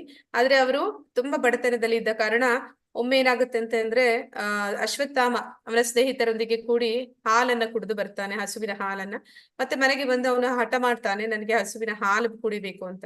ಆಗ ಇವರಲ್ಲಿ ಬಡತನ ಇದ್ದ ಕಾರಣ ಅವರಿಗೆ ಮಗನಿಗೆ ಹಾಲನ್ನ ಕೊಡ್ಲಿಕ್ಕೆ ಸಾಧ್ಯ ಆಗುದಿಲ್ಲ. ಅದಕ್ಕೆ ಅವ್ರು ಏನ್ ಮಾಡ್ತಾರೆ, ದ್ರೋಣಾಚಾರ್ಯರು ದೃಪದನಿಂದ ಸಹಾಯವನ್ನ ಬೇಡಿ, ಅಂದ್ರೆ ಹಸುವನ್ನ ಕೇಳೋದಕ್ಕೆ ಅಂತ ದೃಪದನ ಹತ್ರ ಹೋಗ್ತಾರೆ. ಆದ್ರೆ ದೃಪದ ಅವನು ಯಾವ ರೀತಿ ಅವರ ಸಂಬಂಧವನ್ನ ಇಟ್ಕೊಂಡಿರ್ತಾನೆ ಅಂದ್ರೆ ಅವನು ಹೇಳ್ತಾನೆ, ಅದು ನಾವು ಚಿಕ್ಕ ವಯಸ್ಸಿನಲ್ಲಿ ಬಾಲ್ಯದಲ್ಲಿ ಏನೋ ಹುಡುಗಾಟಿಕೆಯಲ್ಲಿ ಮಾತಾಡಿರುವಂತ ಮಾತು. ಈಗ ನಾನ್ ರಾಜ, ನೀನೊಬ್ಬ ಬಡವ, ನಿನಗೂ ನನಗೂ ಎಂತದೊಂದು ಅಂತಸ್ತು ಇಲ್ಲ, ನಮ್ಮಿಬ್ಬರ ಮಧ್ಯೆ ಎಂತದೊಂದು ಸ್ನೇಹ ಅಂತ ಹೇಳಿ ಅವನಿಗೆ ಅವಮಾನ ಮಾಡಿ ಕಳಿಸ್ಬಿಡ್ತಾನೆ. ನಂತರ ಅವಮಾನದಿಂದ ಬಂದಂತ ದ್ರೋಣಾಚಾರ್ಯರು ಮುಂದೆ ಕೌರವರಿಗೆ ಅಂದ್ರೆ ಕುರುವಂಶದ ಮಕ್ಕಳಿಗೆ ಯುದ್ಧಾಭ್ಯಾಸವನ್ನ ಕಲಿಸ್ತಾರೆ, ಶಸ್ತ್ರ ವಿದ್ಯೆಯನ್ನ ಕಲಿಸ್ತಾರೆ. ಗುರುದಕ್ಷಿಣೆಯಾಗಿ ಅವ್ರು ಏನ್ ಕೇಳ್ತಾರೆ ಅಂತಂದ್ರೆ ಕೊನೆಗೆ ಈ ದ್ರುಪದನ ಸೆರೆ ಹಿಡಿಬೇಕು ಅಂತ ಹೇಳ್ತಾರೆ. ಈ ಕೌರವರು ಅಂದ್ರೆ ಯಾರು ದುರ್ಯೋಧನಾದಿಗಳು ಯುದ್ಧಕ್ಕೆ ಹೋಗ್ತಾರೆ, ಅವರಿಂದ ದ್ರುಪದನನ್ನ ಸೆರೆ ಹಿಡಿಲಿಕ್ಕೆ ಸಾಧ್ಯ ಆಗಲ್ಲ. ಮತ್ತೆ ಪಾಂಡವರು ಹೋಗ್ತಾರೆ, ಪಾಂಡವರಲ್ಲಿ ಅರ್ಜುನ ಅವನು ಏನ್ ಮಾಡ್ತಾನೆ ಅಂದ್ರೆ ಅವನು ಒಂದು ವ್ಯೂಹ ರಚನೆ ಮಾಡಿ ದ್ರುಪದನನ್ನ ಸೆರೆ ಹಿಡಿದು ಕರ್ಕೊಂಡ್ ಬಂದ್ಮೇಲೆ ಏನ್ ಮಾಡ್ತಾರೆ, ಅರ್ಧ ರಾಜ್ಯವನ್ನ ಅವನು ಅಶ್ವತ್ಥಾಮನಿಗೆ ಕೊಡ್ತಾನೆ, ಉಳಿದರ್ಧ ರಾಜ್ಯವನ್ನ ದ್ರುಪದನಿಗೆ ಹಿಂದಿರುಗಿಸ್ತಾನೆ. ಈಗ ದ್ರುಪದನಿಗೆ ಅವಮಾನ ಆಗಿದೆ, ಆದ ಕಾರಣ ದ್ರುಪದ ಏನ್ ಮಾಡ್ತಾನೆ, ಅವನು ಒಂದು ಯಜ್ಞವನ್ನ ಮಾಡ್ತಾನೆ. ಆ ಯಜ್ಞವನ್ನ ಮಾಡಿ ಆ ಯಜ್ಞದಿಂದ ಮಕ್ಕಳನ್ನ ಪಡ್ಕೊತಾನೆ. ಆದ್ರೆ ಅವರು ಮಗುವಿನ ರೂಪದಲ್ಲಿ ಬರುವಂತದ್ದಲ್ಲ, ಯುವಕ ಯುವತಿಯರಾಗಿ ಬರ್ತಾರೆ. ದೃಷ್ಟದ್ಯುಮ್ನ ಅಂದ್ರೆ ದ್ರೋಣಾಚಾರ್ಯರನ್ನ ಕೊಲ್ಲುವಂತ ಮಗನನ್ನ ಅವನು ಪಡ್ಕೊಳ್ತಾನೆ. ನಂತರ ದ್ರೌಪದಿಯನ್ನು ಕೂಡ ಪಡ್ಕೊಳ್ತಾನೆ. ದ್ರೌಪದಿ ಇಲ್ಲಿ ಅವನಿಗೆ ಅವಮಾನ ಆಗಿದೆ ಅರ್ಜುನನಿಂದ, ಆದ ಕಾರಣ ಅರ್ಜುನನನ್ನ ತನ್ನ ಅಳಿಯನಾಗಿ ಮಾಡ್ಕೋಬೇಕು ಅನ್ನುವಂಥದ್ದು ಅವನ ಮನಸ್ಸಿನಲ್ಲಿ ಇಚ್ಛೆ ಇರುತ್ತೆ. ಹೀಗೆ ಅವನು ಏನ್ ಮಾಡ್ತಾನೆ, ದೃಷ್ಟದ್ಯುಮ್ನನ್ನ ಮತ್ತೆ ದ್ರೋಣಾಚಾರ್ಯರ ಹತ್ರನೇ ಕಳಿಸ್ತಾನೆ ಆ ವಿದ್ಯೆಯನ್ನ, ಯುದ್ಧ ಕಲೆಯನ್ನ ಕಲೀಲಿಕ್ಕೆ. ಮತ್ತೆ ಇಲ್ಲಿ ದ್ರೋಣಾಚಾರ್ಯರಿಗೂ ಗೊತ್ತಿದೆ, ಯಜ್ಞದಿಂದ ದೃಷ್ಟದ್ಯುಮ್ನ ಬಂದಿದ್ದಾನೆ, ಅವನಿಂದ ನನ್ನ ಒಂದು ಸಾವು ಸಂಭವಿಸುತ್ತೆ ಅಂತ ಗೊತ್ತಿದ್ರು ಕೂಡ ಅವರು ಏನ್ ಮಾಡ್ತಾರೆ, ಈ ಬ್ರಾಹ್ಮಣರು ಅವರು ಉದಾರ ಹೃದಯಗಳು ಆಗಿರ್ತಾರೆ. ಆದ ಕಾರಣ ಅವ್ರು ಏನ್ ಮಾಡ್ತಾರೆ, ಅವನಿಗೆ ಎಲ್ಲ ವಿದ್ಯೆಯನ್ನ ಕಲಿಸ್ಕೊಡ್ತಾನೆ. ಆದ ಕಾರಣ ಇಲ್ಲಿ ಅದನ್ನ ಹೇಳಿ ಮಾತುಗಳಿಂದ ಚುಚ್ಚುತ್ತಾ ಇದ್ದಾನೆ ದ್ರೋಣಾಚಾರ್ಯರಿಗೆ. ಆಚಾರ್ಯರೇ, ನಿಮ್ಮ ಚತುರ ಶಿಷ್ಯ ದೃಷ್ಟದ್ಯುಮ್ನ ಈಗ ಶತ್ರು ಪಕ್ಷದಲ್ಲಿದ್ದಾನೆ, ಅವನು ವ್ಯೂಹವನ್ನ ರಚನೆ ಮಾಡಿದ್ದಾನೆ, ಅವನು ಬಂದಿರೋದೇ ನಿಮ್ಮನ್ನ ಸಾಯಿಸೋದಕ್ಕೋಸ್ಕರ, ಅದನ್ನ ಬಂದು ನೋಡಿ ಅಂತ ಹೇಳಿ ಹೇಳ್ತಾ ಇದ್ದಾನೆ.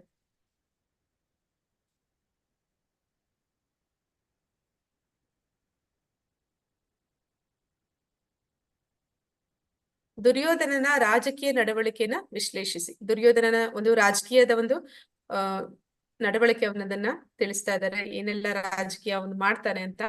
ದ್ರೋಣಾಚಾರ್ಯರು ಈ ಬಾರಿ ಪಾಂಡವರೊಂದಿಗೆ ಸೌಮ್ಯವಾಗಿರುವುದಿಲ್ಲ ಎಂದು ಖಚಿತಪಡಿಸಿಕೊಳ್ಳಲು ದೃಷ್ಟದ್ಯುಮ್ನನನ್ನು ದ್ರುಪದ ಪುತ್ರೇಣ, ದ್ರೋಣನ ಶತ್ರು ದ್ರುಪದನ ಮಗ ಎಂದು ಕರೆಯುತ್ತಾನೆ. ಅಂದ್ರೆ ಆ ಶ್ಲೋಕದಲ್ಲಿ ಅವರು ದ್ರುಪದ ಪುತ್ರೇಣ ಅಂತ ಇದ್ದಾನೆ, ಅಂದ್ರೆ ಅವನು ದೃಷ್ಟದ್ಯುಮ್ನ ಅಂತ ನೇರವಾಗಿ ಹೇಳ್ಬೋದಾಗಿತ್ತು, ಆದ್ರೆ ದ್ರುಪದ ಪುತ್ರೇಣ ಅಂತ ಯಾಕೆ ಹೇಳ್ತಾ ಇದ್ದಾನೆ ಅಂದ್ರೆ, ನಿನ್ನ ಶತ್ರು ದ್ರುಪದ, ಅವನ ಮಗ ಇವನು, ನಿನ್ನನ್ನ ಸಾಯಿಸೋದಕ್ಕೋಸ್ಕರ ಅವನು ಯಜ್ಞದಿಂದ ಪಡ್ಕೊಂಡಿರುವಂತದ್ದು, ಈ ಎಲ್ಲಾ ವಿಷಯಗಳನ್ನ ಅವನು ಅಲ್ಲಿ ನೆನಪಿಸ್ಬೇಕು. ಆದ ಕಾರಣ ಅವನು ಏನ್ ಮಾಡ್ತಾ ಇದ್ದಾನೆ, ಈ ಬಾರಿ ದ್ರೋಣಾಚಾರ್ಯರು ಸೌಮ್ಯ ಭಾವ, ಅಂದ್ರೆ ಅಲ್ಲಿ ಅವರಿಗೆ ಪಾಂಡವರಲ್ಲಿ ತುಂಬಾ ಪ್ರೀತಿ ಇದೆ, ಅದರಲ್ಲೂ ಹೆಚ್ಚಾಗಿ ಅರ್ಜುನನ ಮೇಲೆ ಅವರ ಒಂದು ಪ್ರೀತಿಯ ಶಿಷ್ಯ.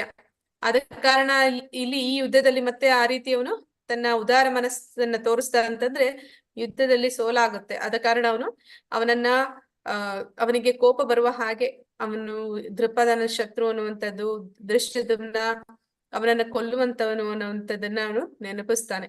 ಮತ್ತೆ ದ್ರೋಣಾಚಾರ್ಯರು ಯುದ್ಧವನ್ನು ಗಂಭೀರವಾಗಿ ಪರಿಗಣಿಸಲು ಪಾಂಡವರ ಕಡೆಯಿಂದ ಬಂದ ಎಲ್ಲಾ ಮಹಾನ್ ವೀರರನ್ನು ಉಲ್ಲೇಖಿಸಿದರು.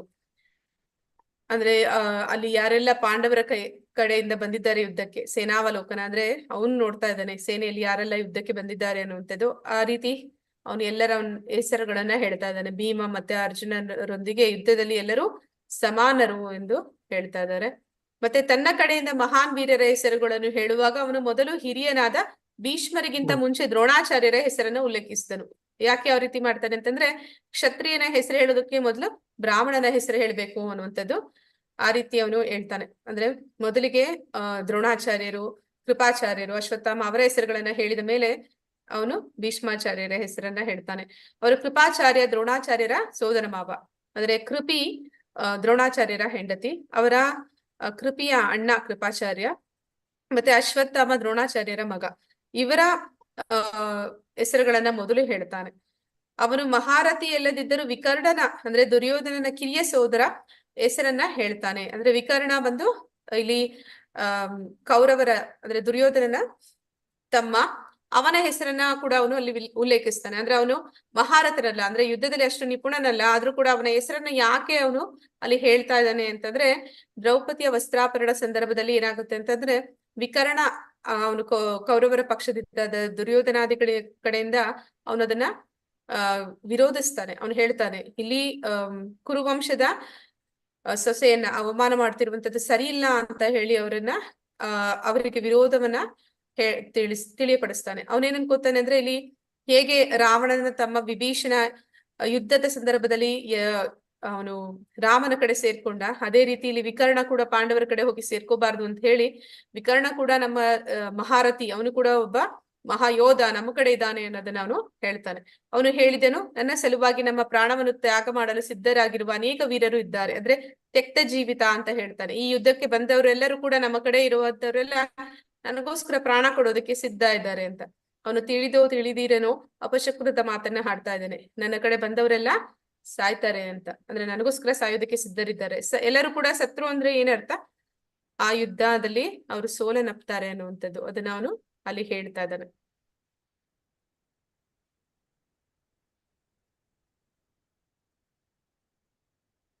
ಅವನನ್ನ ಆತತಾಯಿ ಅಂತ ಕರೀತಾರೆ.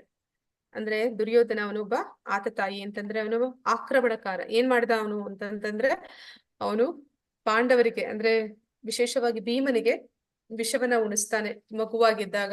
ಮತ್ತೆ ದುರ್ಯೋಧನ ಪಾಂಡವರಿಗೆ ಒಂದು ಲಕ್ಷ ಮನೆ, ಅಂದ್ರೆ ಅವನೊಂದು ಅರಗಿನ ಮನೆಯನ್ನ ನಿರ್ಮಿಸಿ ಎಲ್ಲ ಪಾಂಡವರನ್ನು ಕುಂತಿ ಸಮೇತವಾಗಿ ಎಲ್ಲರನ್ನು ಬೆಂಕಿಯಲ್ಲಿ ಸುಟ್ಟು ಬಿಡ್ಬೇಕು ಅನ್ನೋಷ್ಟು ಅವನಿಗೆ ಅವ್ರ ಮೇಲೆ ಒಂದು ಅಸೂಯೆ, ದ್ವೇಷ ಅನ್ನೋದಿರುತ್ತೆ. ಮತ್ತೆ ಶಕುನಿ ಅವನ ಜೊತೆ ಗೂಡಿ ಅವನೇನ್ ಮಾಡ್ತಾನೆ, ಒಂದು ಮೋಸದ ಆಟವನ್ನ ಆಡಿ ಅವರ ಸಂಪತ್ತನ್ನ ದೋಚ್ಬೇಕು ಅಂತ ಪ್ರಯತ್ನ ಪಡ್ತಾನೆ. ಮತ್ತೆ ಅವನು ಪಾಂಡವರ ಭೂಮಿಯನ್ನ ಆಕ್ರಮಿಸ್ಕೊಳ್ತಾನೆ. ಅಂದ್ರೆ ಅವನು ಹೇಳ್ತಾನೆ, 12 ಪಗಡೆಯಾಟದಲ್ಲಿ ಅವರು ಸೋತ ನಂತರ ಅವ್ರಿಗೆ 12 ವರ್ಷ ವನವಾಸ, ಅಂದ್ರೆ 1 ವರ್ಷ ಅಜ್ಞಾತವಾಸ. ಅದ ನಂತರ ಅವನು ಅವರ ರಾಜ್ಯವನ್ನ ಹಿಂದಿರುಗಿಸ್ತಾನೆ ಅಂತ ಹೇಳ್ತಾನೆ. ಆದ್ರೆ ಅವ್ರು ಬಂದ ಮೇಲೆ ಅವನು ಅದನ್ನ ವಾಪಸ್ ಕೊಡೋದಿಲ್ಲ.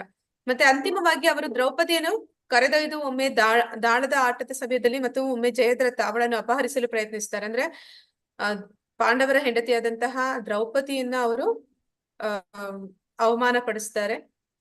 ನಂತರ ಇನ್ನೊಬ್ಬನ ಹೆಂಡತಿಯನ್ನ ಅಪಹರಿಸುವವನು. ಇವರೆಲ್ಲರೂ ಕೂಡ ಆತತಾಯಿ ಅಂತ ಕರೀತಾರೆ, ಅಂದ್ರೆ ಆಕ್ರಮಣಕಾರರು ಅಂತ. ಈ ಎಲ್ಲಾ ಕೆಲಸಗಳನ್ನು ಅಲ್ಲಿ ದುರ್ಯೋಧನ ಮಾಡಿದ್ದಾನೆ. ಅಂತವನನ್ನ ಯುದ್ಧದಲ್ಲಿ ಕೊಲ್ಲುವಂತದ್ರಲ್ಲಿ ಯಾವುದೇ ಪಾಪ ಇಲ್ಲ ಅನ್ನೋದನ್ನ ಇಲ್ಲಿ ಮುಂದೆ ನೋಡ್ತೀವಿ.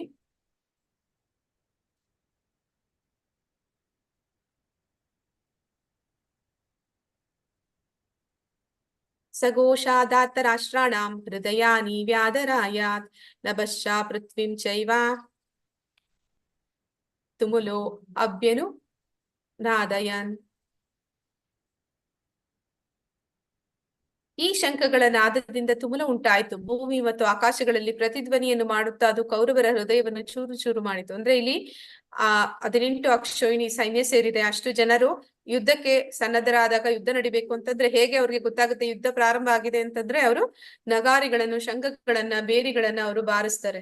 ಆ ನಾದವನ್ನ ಕೇಳಿ ಯುದ್ಧ ಪ್ರಾರಂಭ ಆಗಿದೆ ಅನ್ನುವಂಥದ್ದು ಪ್ರತಿಯೊಬ್ಬರಿಗೂ ಗೊತ್ತಾಗುತ್ತೆ. ಆಗ ಯುದ್ಧ ಮಾಡ್ಲಿಕ್ಕೆ ಎಲ್ಲರೂ ಪ್ರಾರಂಭಿಸ್ತಾರೆ. ಇಲ್ಲಿ ಶಂಖನಾದ ಮಾಡ್ತಾ ಇದ್ದಾರೆ, ಯುದ್ಧಕ್ಕೆ ಮೊದಲು ಶಂಖನಾದ ಮಾಡ್ತಾ ಇದ್ದಾರೆ. ಆ ಶಬ್ದವನ್ನ ಕೇಳಿ ತುಮುಲ ಉಂಟಾಗುತ್ತೆ. ಭೂಮಿ ಮತ್ತೆ ಆಕಾಶಗಳಲ್ಲಿ ಪ್ರತಿಧ್ವನಿ ಮಾಡುತ್ತಾ ಅದು ಕೌರವರ ಹೃದಯ ಚೂರು ಚೂರು ಮಾಡಿತು. ಅಂದ್ರೆ ಕೌರವರ ಪಕ್ಷದಲ್ಲಿ ಯಾರೆಲ್ಲ ಯುದ್ಧಕ್ಕೆ ಬಂದಿದ್ದಾರೆ ಅವರೆಲ್ಲರ ಹೃದಯದಲ್ಲಿ ಒಂದು ಭಯವನ್ನ ಹುಟ್ಟಿಸುತ್ತೆ. ಅಂದ್ರೆ ಅದು ದಿವ್ಯವಾದ ಶಂಖಗಳು, ಪಾಂಚಜನ್ಯ ಮತ್ತೆ ಅರ್ಜುನ ಊದಿದಂತಹ ಶಂಖಗಳು. ಮತ್ತೆ ಇಲ್ಲಿ ಅವರಿಗೆ ಯಾರು ದುರ್ಯೋಧನನ ಪಕ್ಷದಲ್ಲಿದ್ದಾರೆ ಅವರಿಗೂ ಕೂಡ ಹೃದಯದಲ್ಲಿ ಯಾವ್ದೊಂದು ಮೂಲೆಯಲ್ಲಿ ಗೊತ್ತಿದೆ ಅವರು ಮಾಡ್ತಿರುವಂತದ್ದು ಅಧರ್ಮದ ಕಡೆ ನಿಂತು ಯುದ್ಧವನ್ನ ಮಾಡ್ತಾ ಇದ್ದಾರೆ ಅಂತ. ಆದ ಕಾರಣ ಅವರಲ್ಲಿ ಒಂದು ಏನಂತಾರೆ, ಕಾನ್ಫಿಡೆನ್ಸ್ ಅಂತ ಹೇಳ್ತಾರಲ್ಲ ಹಾಗೆ ಅವ್ರಿಗೆ ಆ ಯುದ್ಧ ಮಾಡೋದಕ್ಕೆ ಒಂದು ಕಾನ್ಫಿಡೆನ್ಸ್ ಇರೋದಿಲ್ಲ. ಅವ್ರಿಗೆ ಎಲ್ಲರಿಗೂ ಕೂಡ ಒಂದು ಹೆದರಿಕೆ ಕೂಡ ಇರುತ್ತೆ. ಆದ ಕಾರಣ ಅವರು ಆ ಶಂಖನಾದವನ್ನ ಕೇಳಿದಾಗ ಅವರಲ್ಲಿ ಒಂದು ಹೆದರಿಕೆಯ ಭಾವ ಉಂಟಾಗುತ್ತೆ.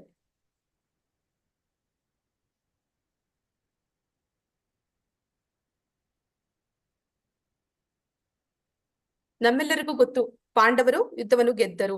ಪಾಂಡವರ ವಿಜಯದ ಚಿಹ್ನೆಗಳು ಯಾವುದು? ಹರೇ ಕೃಷ್ಣ. ಯಾರಿಗಾದ್ರೂ ಗೊತ್ತಿದ್ರೆ ಹೇಳ್ಬೋದು.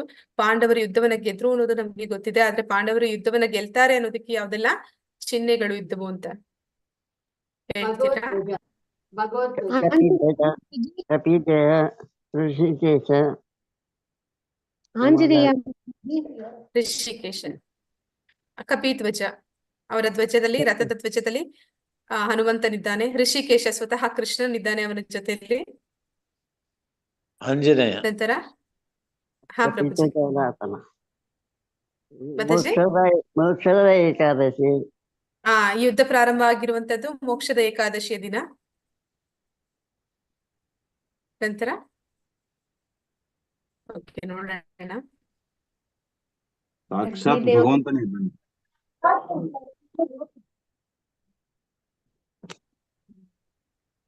ಧರ್ಮಕ್ಷೇತ್ರ, ಕುರುಕ್ಷೇತ್ರ ಅನ್ನುವಂಥದ್ದು ಧರ್ಮಕ್ಷೇತ್ರ. ದೈವಿಕ ರಥ, ಅವನಿಗೆ ಸಿಕ್ಕಿರುವಂತದ್ದು ರಥ, ಅದು ಅಗ್ನಿದೇವ ಕೊಟ್ಟಿರುವಂತಹ ರಥ. ಮತ್ತೆ ಕಪಿಧ್ವಜ, ಅವನ ಧ್ವಜದಲ್ಲಿ ಹನುಮಂತನಿದ್ದಾನೆ ಅಂತ ರಾಮನ ಬಂಟ. ಅವನಿರುವ ಕಡೆ ಜಯ ಅನ್ನುವಂಥದ್ದು ಇದೆ. ಶಂಖನಾದ, ದೈವಿಕ ಶಂಖದ ನಾದ ಈಗ ನಾವು ನೋಡಿದ್ವಿ, ತುಮುಲ ಉಂಟು ಮಾಡುತ್ತೆ ಅಂತ. ಮತ್ತೆ ಗಾಂಡೀವ ಮತ್ತೆ ಪಾಶುಪತಾಸ್ತ್ರ, ಇವೆಲ್ಲವೂ ಕೂಡ ದಿವ್ಯ ಅಸ್ತ್ರಗಳು. ಶಿವನಿಂದ ಪಾಶುಪತಾಸ್ತ್ರ ಸಿಗುತ್ತೆ. ಗಾಂಡೀವ ಅನ್ನುವಂಥದ್ದು ಮತ್ತೆ ಅಗ್ನಿದೇವನೇ ನೀಡುವಂಥದ್ದು. ತೆಕ್ತ ಜೀವಿತ ಅಂತಂದ್ರೆ ಅಲ್ಲಿ ದುರ್ಯೋಧನನ ಬಾಯಿಯಿಂದ ಬರುವಂತಹ ಒಂದು ಮಾತು ಏನಂತ ಹೇಳ್ತಾನೆ, ನನ್ನ ಕಡೆ ಇರುವಂತವ್ರು ನನಗಾಗಿ ಪ್ರಾಣ ಕೊಡೋದಕ್ಕಾಗಿ ಬಂದಿದ್ದಾರೆ ಅಂತ. ಅಂದ್ರೆ ಅವನಿಗಾಗಿ ಪ್ರಾಣ ಕೊಟ್ಟ ಮೇಲೆ ಅವರೆಲ್ಲರೂ ಕೂಡ ಸಾಯ್ತಾರೆ. ಸತ್ತ ಮೇಲೆ ಅವನು ಸೋಲ್ತಾನೆ. ಇದು ಅವನಿಗೆ ತಿಳಿಯದ ಹಾಗೆ ಅಪಶಕುನದ ಮಾತನ್ನ ಅವನು ಹಾಡ್ತಾನೆ. ಮೋಕ್ಷದ ಏಕಾದಶಿ, ಈ ಯುದ್ಧ ನಡೆದದ್ದು ಮೋಕ್ಷದ ಏಕಾದಶಿಯ ದಿನ. ಎಲ್ಲಿ ಕೃಷ್ಣ ಇದ್ದಾನೆ ಅಲ್ಲಿ ಭಾಗ್ಯಲಕ್ಷ್ಮಿ ಕೂಡ ಇದ್ದಾಳೆ. ಆದ ಕಾರಣ ವಿಜಯಲಕ್ಷ್ಮಿ ಇವರಿಗೆ ಹೊಲಿತಾಳೆ. ಋಷಿಕೇಶ ಸ್ವತಃ ಕೃಷ್ಣನು ಕೂಡ ಅವರ ಜೊತೆಯಲ್ಲಿದ್ದಾನೆ. ಮತ್ತೆ ಇಲ್ಲಿ ಅರ್ಜುನ ಅನೇಕ ಒಂದು ಕಾರಣಗಳನ್ನ ಕೊಡ್ತಾನೆ ಯುದ್ಧವನ್ನ ಮಾಡದೇ ಇರೋದಕ್ಕೆ. ಅಂದ್ರೆ ಅವನು ಸೇನಾವಲೋಕನ ಮಾಡಿದ ಮೇಲೆ ಅವನು ಏನಂತ ಹೇಳ್ತಾನೆ ಅಂದ್ರೆ, ಅವನು ಮೃದು ಹೃದಯಿ ಕರುಣಾಮಯಿ ಸ್ವಭಾವದಿಂದಾಗಿ ಅರ್ಜುನನ ದೇಹದಲ್ಲಿ ವಿವಿಧ ಲಕ್ಷಣಗಳು, ಒತ್ತಡದ ಲಕ್ಷಣಗಳು ಕಾಣಿಸುತ್ತೆ. ಏನಂತ ಹೇಳ್ತಾನೆ, ಅವನ ಅಂಗಗಳು ನಡುಗ್ತಾ ಇದೆ. ಅಂದ್ರೆ ಯಾವಾಗ ದ್ರೋಣಾಚಾರ್ಯರು ಮತ್ತೆ ಭೀಷ್ಮಾಚಾರ್ಯರನ್ನ ನಾನು ಕೊಲ್ಬೇಕು ಅಂತ ಗೊತ್ತಾಗಿದ್ ಕೂಡ್ಲೆ ಅವನಿಗೆ ನಡುಕ ಬರ್ತಾ ಇದೆ. ಮತ್ತೆ ಬಾಯಿ ಅವನಿಗೆ ಒಣಗ್ತಾ ಇದೆ. ಇಡೀ ಶರೀರ ಕಂಪಿಸುತ್ತೆ, ಕೂದಲು ನಿಮಿರುತ್ತೆ, ಗಾಂಡೀವ ಧನಸ್ಸು ಕೈಯಿಂದ ಜಾರ್ತಾ ಇದೆ, ನನ್ನ ಚರ್ಮ ಉರಿತಾ ಇದೆ, ನಿಲ್ಲುವುದಕ್ಕೂ ನನ್ಗೆ ಆಗ್ತಾ ಇಲ್ಲ, ಮನಸ್ಸು ಸುತ್ತುತ್ತಾ ಇದೆ ಅಂತ ಇಲ್ಲಿ ಹೇಳ್ತಾ ಇದ್ದಾನೆ. ಇವೆಲ್ಲವೂ ಕೂಡ ಒತ್ತಡದ ಲಕ್ಷಣಗಳು ಅರ್ಜುನ ಹೇಳುವಂತದ್ದು.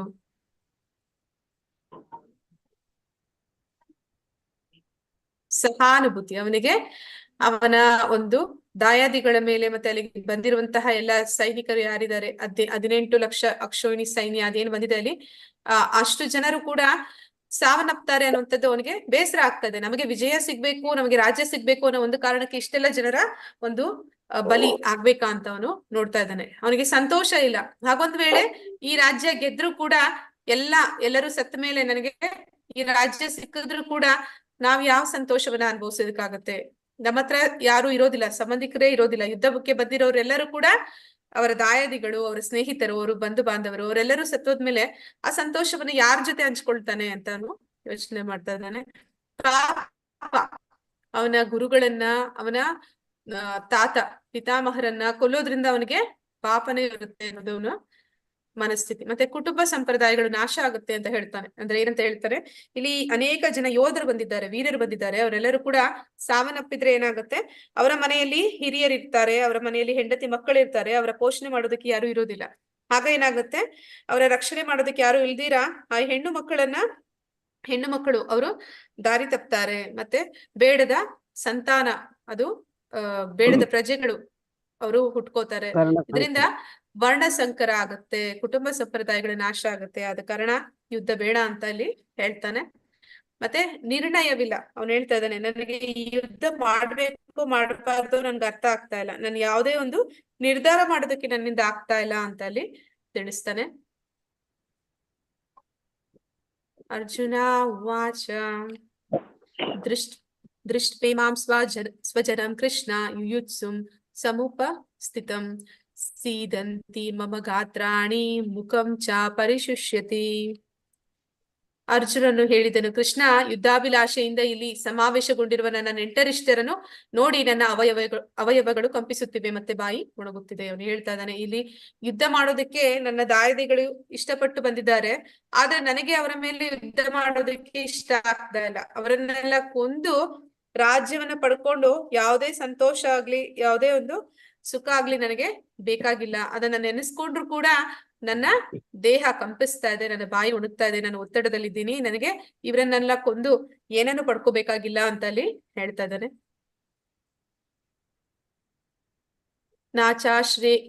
ನಾಚಾಶ್ರೇಯೋ ಅನು ಪಶ್ಯಾಮಿ ಹತ್ವಾ ಸ್ವಜನಂ ಆಹವೇ ನಾ ಕಾಂಕ್ಷೆ ವಿಜಯಂ ಕೃಷ್ಣ ನಾಚಾ ರಾಜ್ಯಂ ಸುಖಾನಿಚ. ಹೇ ಕೃಷ್ಣ, ಯುದ್ಧದಲ್ಲಿ ನನ್ನ ಬಂಧುಗಳನ್ನೇ ಕೊಲ್ಲುವುದರಿಂದ ನನಗೆ ಯಾವ ಶ್ರೇಯಸ್ಸು ಆಗಲಾರದು.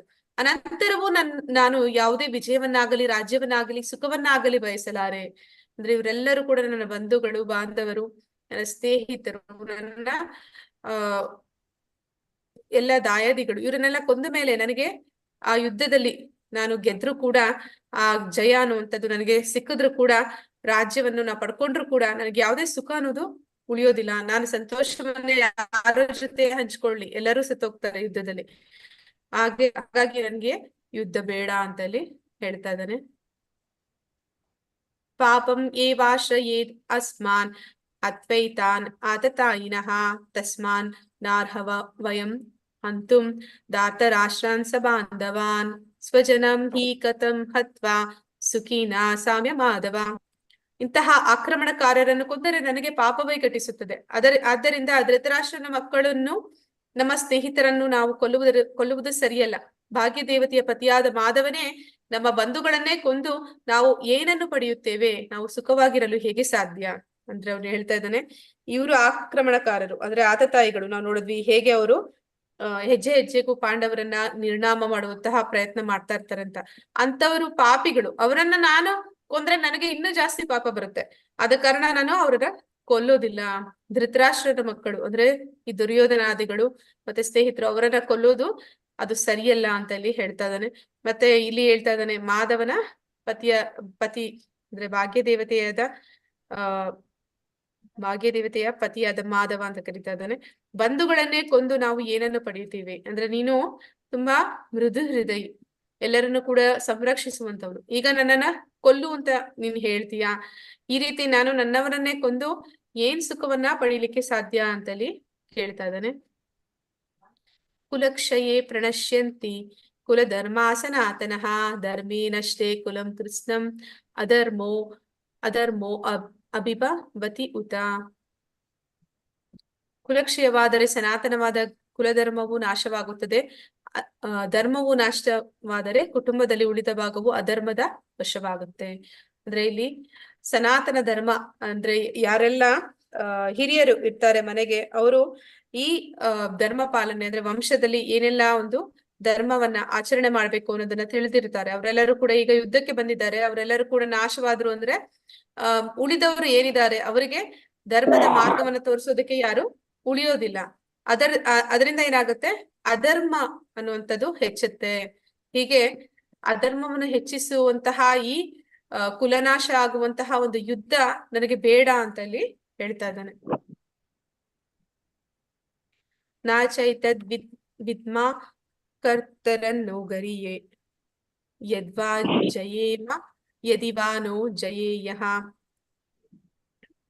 ಯಾನ್ ಏವಾ ಹತ್ವನಾ ಜಿಜೀವಿಷಾಮಸ್ ತೇ ಅವಸ್ಥಿತಾ ಪ್ರಮುಖೇ ಧಾರ್ತರಾಷ್ಟ್ರಃ. ಅವರನ್ನು ಸೋಲಿಸುವುದು ಅಥವಾ ಅವರಿಂದ ಸೋಲುವುದು, ಎರಡರಲ್ಲಿ ಯಾವುದು ಉತ್ತಮ ಎಂದು ನಮಗೆ ತಿಳಿಯದು. ನಾವು ಧೃತರಾಷ್ಟ್ರನ ಮಕ್ಕಳನ್ನು ಕೊಂದರೆ ನಮಗೆ ಜೀವಿಸಬೇಕೆಂಬ ಆಸೆ ಇರುವುದಿಲ್ಲ. ಆದರೂ ರಣರಂಗದಲ್ಲಿ ಅವರೆಲ್ಲ ನಮ್ಮ ಮುಂದೆ ನಿಂತಿದ್ದಾರೆ. ಅಂದ್ರೆ ನಾವಿವಾಗ ಅವರನ್ನ ಕೊಲ್ಬೇಕಾ, ಇಲ್ಲಾಂದ್ರೆ ಅವರಿಂದ ನಾವೇ ಹತರಾಗ್ಬೇಕಾ? ಅದು ನನ್ಗೆ ಅರ್ಥ ಆಗ್ತಾ ಇಲ್ಲ. ಆ ರಣರಂಗದಲ್ಲಿ ಅವರೆಲ್ಲರನ್ನು ಕೂಡ ಕೊಂದ ಮೇಲೆ ನಮಗೆ ಅವರನ್ನ ಕಳ್ಕೊಂಡು ನಾವು ಬದುಕಬೇಕು ಅನ್ನೋಂತಹ ಮನಸ್ಸು ನಮ್ಮಲ್ಲಿ ಇಲ್ಲ. ಆದ ಕಾರಣ ನನಗೆ ಯುದ್ಧ ಮಾಡ್ಬೇಕಾ ಮಾಡಬಾರ್ದಾ ಅನ್ನೋದು ತಿಳಿತಾ ಇಲ್ಲ ಅನ್ನೋದನ್ನಲ್ಲಿ ಹೇಳ್ತಾ ಇದ್ದಾನೆ. ನನ್ಗೆ ಅರ್ಥ ಆಗ್ತಾ ಇಲ್ಲ.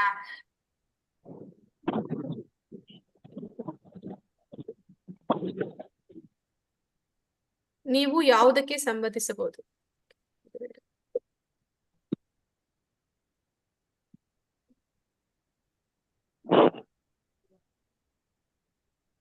ಅಂದ್ರೆ ಅರ್ಜುನ ವಿಷಾದ ಯೋಗ ಇಲ್ಲಿಗೆ ಮೊದಲನೇ ಅಧ್ಯಾಯ ಮುಗಿಯುತ್ತೆ. ಅಂದ್ರೆ ಇಲ್ಲಿ ಅರ್ಜುನ ವಿಷಾದದಲ್ಲಿ ಮುಳುಗಿದ್ದಾನೆ. ಯುದ್ಧ ಬೇಕೋ ಬೇಡವೋ ಅನ್ನೋ ನಿರ್ಣಯ ಮಾಡ್ಲಿಕ್ಕೆ ಅವನಿಂದ ಆಗ್ತಾ ಇಲ್ಲ. ತನ್ನವರನ್ನೇ ಕೊಲ್ಬೇಕು ಅಂತಂದಾಗ ಅವನ ಮನಸ್ಸು ಅದು ಒತ್ತಡಕ್ಕೆ ಸಿಲುಕ್ತಾ ಇದೆ. ಮತ್ತೆ ಅವನದಕ್ಕೆ ಅನೇಕ ಕಾರಣಗಳನ್ನ ಕೊಡೋದಕ್ಕೆ ಶುರು ಮಾಡ್ತಾ ಇದ್ದಾನೆ. ಅಂತ ಇದ್ದಾನೆ, ನಮಗೋಸ್ಕರ ಇಷ್ಟೊಂದು ಜನ ಸಾಯ್ಬೇಕಾ? ಇಷ್ಟೆಲ್ಲ ಜನರನ್ನ ಸಾಯಿಸಿ ನಾವ್ ಏನ ಪಡ್ಕೊಬಿಡ್ತೀವಿ, ಒಂದು ರಾಜ್ಯನ. ರಾಜ್ಯವನ್ನು ಪಡ್ಕೊಂಡ್ಮೇಲೆ ಆ ಸಂತೋಷವನ್ನ ಯಾರ ಜೊತೆ ಹಂಚ್ಕೋತೀವಿ? ಯಾರು ಉಳಿಯೋದಿಲ್ವಲ್ಲ. ಮತ್ತೆ ಇಲ್ಲಿ ಬಂದಿರುವಂತವ್ರೆಲ್ಲರೂ ಕೂಡ ನನ್ನ ದಾಯಾದಿಗಳು, ನನ್ನ ಅಣ್ಣ ತಮ್ಮಂದಿರು, ನನ್ನ ಬಂಧು ಬಾಂಧವರು, ಮತ್ತೆ ನನ್ನ ತಾತ, ತನ್ನ ಗುರುಗಳು, ಇವರೆಲ್ಲರೂ ಕೂಡ ನನ್ನನ್ನು ತುಂಬಾ ಪ್ರೀತಿಸುವಂತವರು. ತಂದೆ ಹೋದ್ಮೇಲೆ ನಮ್ಮನ್ನ ಇವ್ರೇ ನೋಡ್ಕೊಂಡಿದ್ದು, ಈಗ ಅವರನ್ನೇ ಕೊಲ್ಬೇಕಾ ಈ ಯುದ್ಧಕ್ಕೋಸ್ಕರ ಅಂತ ಹೇಳಿ ನಾ ಯುದ್ಧ ಮಾಡೋದಿಲ್ಲ ಅಂತ ಹೇಳ್ತಾನೆ. ಮತ್ತೆ ಕುಟುಂಬ ಸಂಪ್ರದಾಯಗಳು ನಾಶ ಆಗುತ್ತೆ ಅನ್ನೋದನ್ನ ಹೇಳ್ತಾ ಇದ್ದಾನೆ. ಕುಟುಂಬ ಸಂಪ್ರದಾಯಗಳು ಅಂತಂದ್ರೆ ನಾವು ನೋಡಿದ್ವಿ, ಅಂದ್ರೆ ವರ್ಣ ಸಂಕರ ಆಗುತ್ತೆ. ಅಂದ್ರೆ ಇಲ್ಲಿ ಬಂದಿರುವಂತಹ ಎಲ್ಲಾ ಗಂಡಸರು, ಅಂದ್ರೆ ಯುದ್ಧಕ್ಕೆ ಬಂದಿರುವಂತವರು, ಮನೆಯನ್ನ ಕಾಪಾಡುವಂತಹವರು, ಜವಾಬ್ದಾರಿ ಹೊಂದಿರುವಂತವರು, ಅವರು ಯುದ್ಧದಲ್ಲಿ ಸತ್ತೋಗ್ಬಿಟ್ರೆ ಮತ್ತೆ ಅವರ ಮನೆಯಲ್ಲಿ ಇರುವಂತಹ ವಯಸ್ಸಾದವರು, ಹಿರಿಯರು ಯಾರಿದ್ದಾರೆ, ಅವ್ರ ಮಕ್ಕಳು ಯಾರಿದ್ದಾರೆ, ಅಥವಾ ಅವರ ಹೆಣ್ಣು ಮಕ್ಕಳಿದ್ದಾರೆ, ಅವರನ್ನೆಲ್ಲ ಯಾರು ನೋಡ್ಕೋತಾರೆ, ಮತ್ತೆ ಅವರ ಪರಿಸ್ಥಿತಿ ಏನಾಗ್ಬೋದು? ಇದರಿಂದ ವರ್ಣಸಂಕರ ಆಗುತ್ತೆ. ಸಮಾಜದಲ್ಲಿ ಬೇಡದ ಪ್ರಜೆಗಳ ಒಂದು ಉತ್ಪತ್ತಿಯಾಗುತ್ತೆ. ಇದು ಬೇಡ ಅಂತ ಇಲ್ಲಿ ಹೇಳ್ತಾ ಇದ್ದಾನೆ. ಮತ್ತೆ ಕೊನೆಗೆ ಹೇಳ್ತಾ ಇದ್ದಾನೆ, ನಾನ್ ಇಂಥವ್ರನ್ನ ಕೊಲ್ಬೇಕಾ ಅಥವಾ ಅವರಿಂದ ನಾನೇ ಹತನಾಗಿ ಬಿಡ್ಬೇಕಾ? ನನ್ಗೇನು ನಿರ್ಧಾರ ಮಾಡಕ್ ಆಗ್ತಿಲ್ಲ ಕೃಷ್ಣ, ನೀನೇ ನನ್ಗೆ ದಾರಿ ತೋರ್ಬೇಕು ಅಂತ ನಾಳೆಯ ಅಧ್ಯಾಯದಲ್ಲಿ ಅವನು ಹೇಳ್ತಾನೆ. ಹೀಗೆ ಈ ಅಧ್ಯಾಯ ಅರ್ಜುನ ವಿಷಾದ ಯೋಗ ಅದು ಮುಕ್ತಾಯ ಆಗುತ್ತೆ. ಹರೇ ಕೃಷ್ಣ. ಯಾರಿಗಾದ್ರೂ ಏನಾದ್ರೂ ಪ್ರಶ್ನೆಗಳಿದ್ದಲ್ಲಿ ಕೇಳ್ಬೋದು. ಹರೇ ಕೃಷ್ಣ.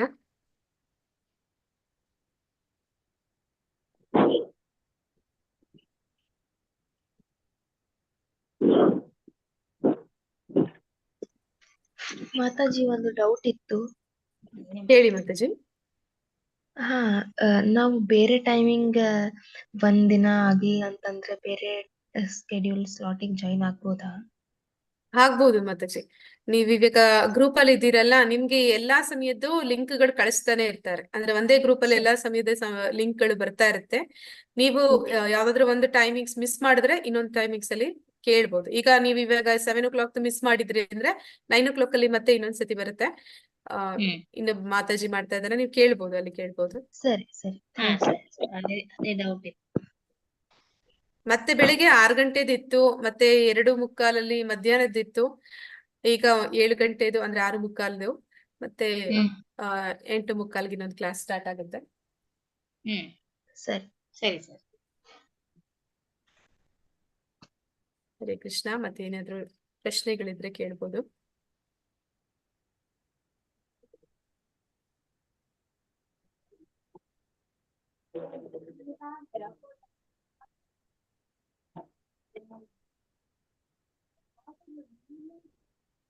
ಮಾತಾಜಿ ಅಟೆಂಡೆನ್ಸ್ ಮಾಡಿದ್ರೆ ಒಂದ್ಸರಿ ಕೇಳಿ.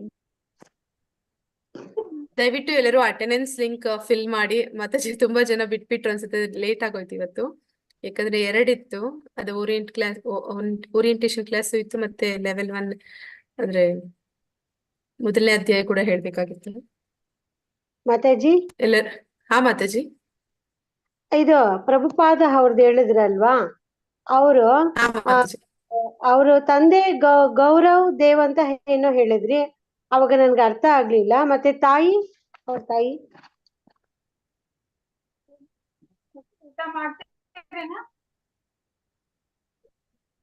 ಮಾತಾಜಿ.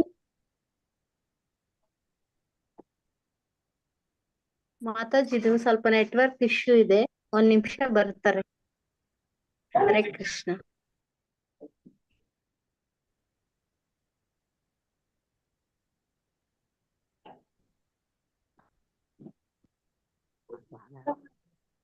ಸಾಡೆ 8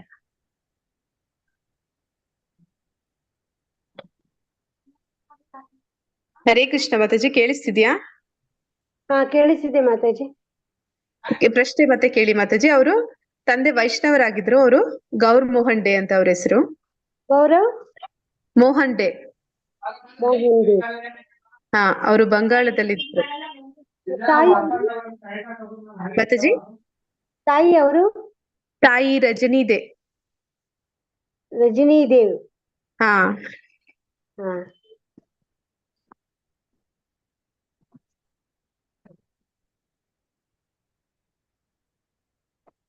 ಮತ್ತೆ ಯಾರಿಗಾದ್ರೂ ಪ್ರಶ್ನೆಗಳಿದ್ರೆ ಕೇಳ್ಬೋದು. ಮತ್ತೆ ಅವರ ಹೆಂಡತಿ ಹೆಸರು ರಾಧಾರಾಣಿ.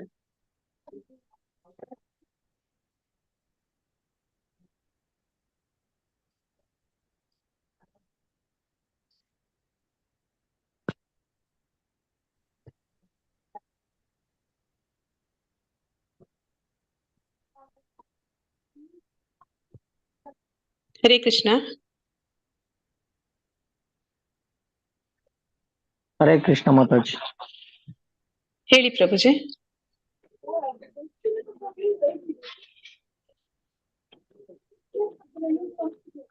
ಮಾತಾಜಿ, ಆಕ್ಚುಲಿ ನಾವು ಬೆಂಗಳೂರಿಂದ ಕ್ಲಾಸ್ ಅಟೆಂಡ್ ಮಾಡ್ತಾ ಇರೋದು.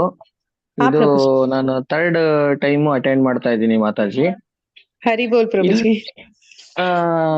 ಮಾತಾಜಿ, ಇಲ್ಲಿ ಈಗ ಇಸ್ಕಾನ್ ಇದೆಯಲ್ಲ, ಬೆಂಗಳೂರು ಇಸ್ಕಾನು. ನಾನು ಆಕ್ಚುಲಿ ಬೆಂಗಳೂರು ಇಸ್ಕಾನ್ ವಿಸಿಟ್ ಮಾಡ್ತಾ ಇರ್ತೀನಿ ಕಂಟಿನ್ಯೂಸ್ ಆಗಿ. ಇಲ್ಲಿ ಬೆಂಗಳೂರು ಇಸ್ಕಾನ್ ಅಲ್ಲಿ ಆನ್ಲೈನ್ ಕ್ಲಾಸಸ್ ಎಲ್ಲ ಇರಲ್ವಾ ಮಾತಾಜಿ? ಅದು ಇಲ್ಲ ಅನ್ಸುತ್ತೆ ಪ್ರಭುಜಿ, ಅಲ್ಲಿ ಆಫ್ಲೈನ್ ಕ್ಲಾಸಸ್ ಇರುತ್ತೆ ಅನ್ಸುತ್ತೆ. ಆನ್ಲೈನ್ ನಾನು ಕೇಳಿದ್ದಿಲ್ಲ. ಅಲ್ಲಿ ಆಫ್ಲೈನ್ ಮಾಡ್ತಾರೆ, ಅಂದ್ರೆ ನೀವು ಅಲ್ಲಿಗೆ ಹೋದ್ರೆ ಅಲ್ಲಿ ಲೆಕ್ಚರ್ಸ್ ನಡೀತಿರುತ್ತೆ. ಅಂದ್ರೆ ಆನ್ಲೈನ್ ಇಲ್ಲಿ ಮಂಗಳೂರಲ್ಲಿ ಮಾತ್ರ ಮಾಡ್ತಿರೋದು ಪ್ರಭುಜಿ. ಅದೇ ಇಲ್ಲಿ ನಮ್ಮ ಕೆಲವು ಫ್ರೆಂಡ್ಸ್ ಎಲ್ಲ ಕೇಳ್ತಾ ಇರ್ತಾರೆ. ಹಾ ಪ್ರಭುಜಿ. ಬಟ್ ಅದು ಮಾಹಿತಿ ಕರೆಕ್ಟ್ ಆಗಿ ನನಗೂ ಗೊತ್ತಿರಲಿಲ್ಲ ಮಾತಾಜಿ. ಬಟ್ ಅಲ್ಲಿ ಹೋದಾಗ ಏನಂದ್ರೆ ಅಲ್ಲಿ ತುಂಬಾ ಕ್ರೌಡ್ ಇರುತ್ತೆ ಬೆಂಗಳೂರು ಇಸ್ಕಾನ್ ಅಲ್ಲಿ. ಅಲ್ಲಿ ಕರೆಕ್ಟ್ ಆಗಿ ವಿಚಾರ ಮಾಡ್ಲಿಕ್ಕೆ ಆಗಲ್ಲ. ಹಾ ಪ್ರಭುಜಿ. ಅಂದ್ರೆ ನೀವು ಆನ್ಲೈನ್ ಜಾಯ್ನ್ ಆಗಿ ಪ್ರಭುಜಿ, ಮಂಗಳೂರಿಂದ ಕೇಳ್ಬೋದಲ್ಲ. ನಾನು ಆನ್ಲೈನ್ ಇದೆ 3rd ಟೈಮ್ ಇದೆ ಆಲ್ರೆಡಿ ನಾನು ಕೇಳ್ತಾ ಇರೋದು. ಅಲ್ಲ ಪ್ರಭುಜಿ, ಆಲ್ಮೋಸ್ಟ್ ನಿಮ್ಮ ಸ್ನೇಹಿತರಿಗೂ ಹೇಳಿ ಜಾಯ್ನ್ ಆಗೋದಕ್ಕೆ. ಆಯ್ತು ಮಾತಾಜಿ, ಆಯ್ತು. ಧನ್ಯವಾದಗಳು ಮಾತಾಜಿ.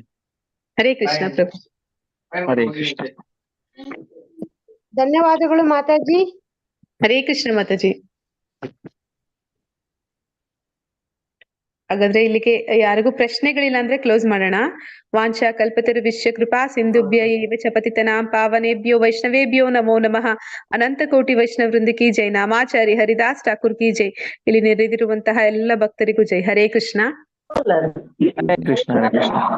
ಹರೇ ಕೃಷ್ಣ. ಹರೇ ಕೃಷ್ಣ.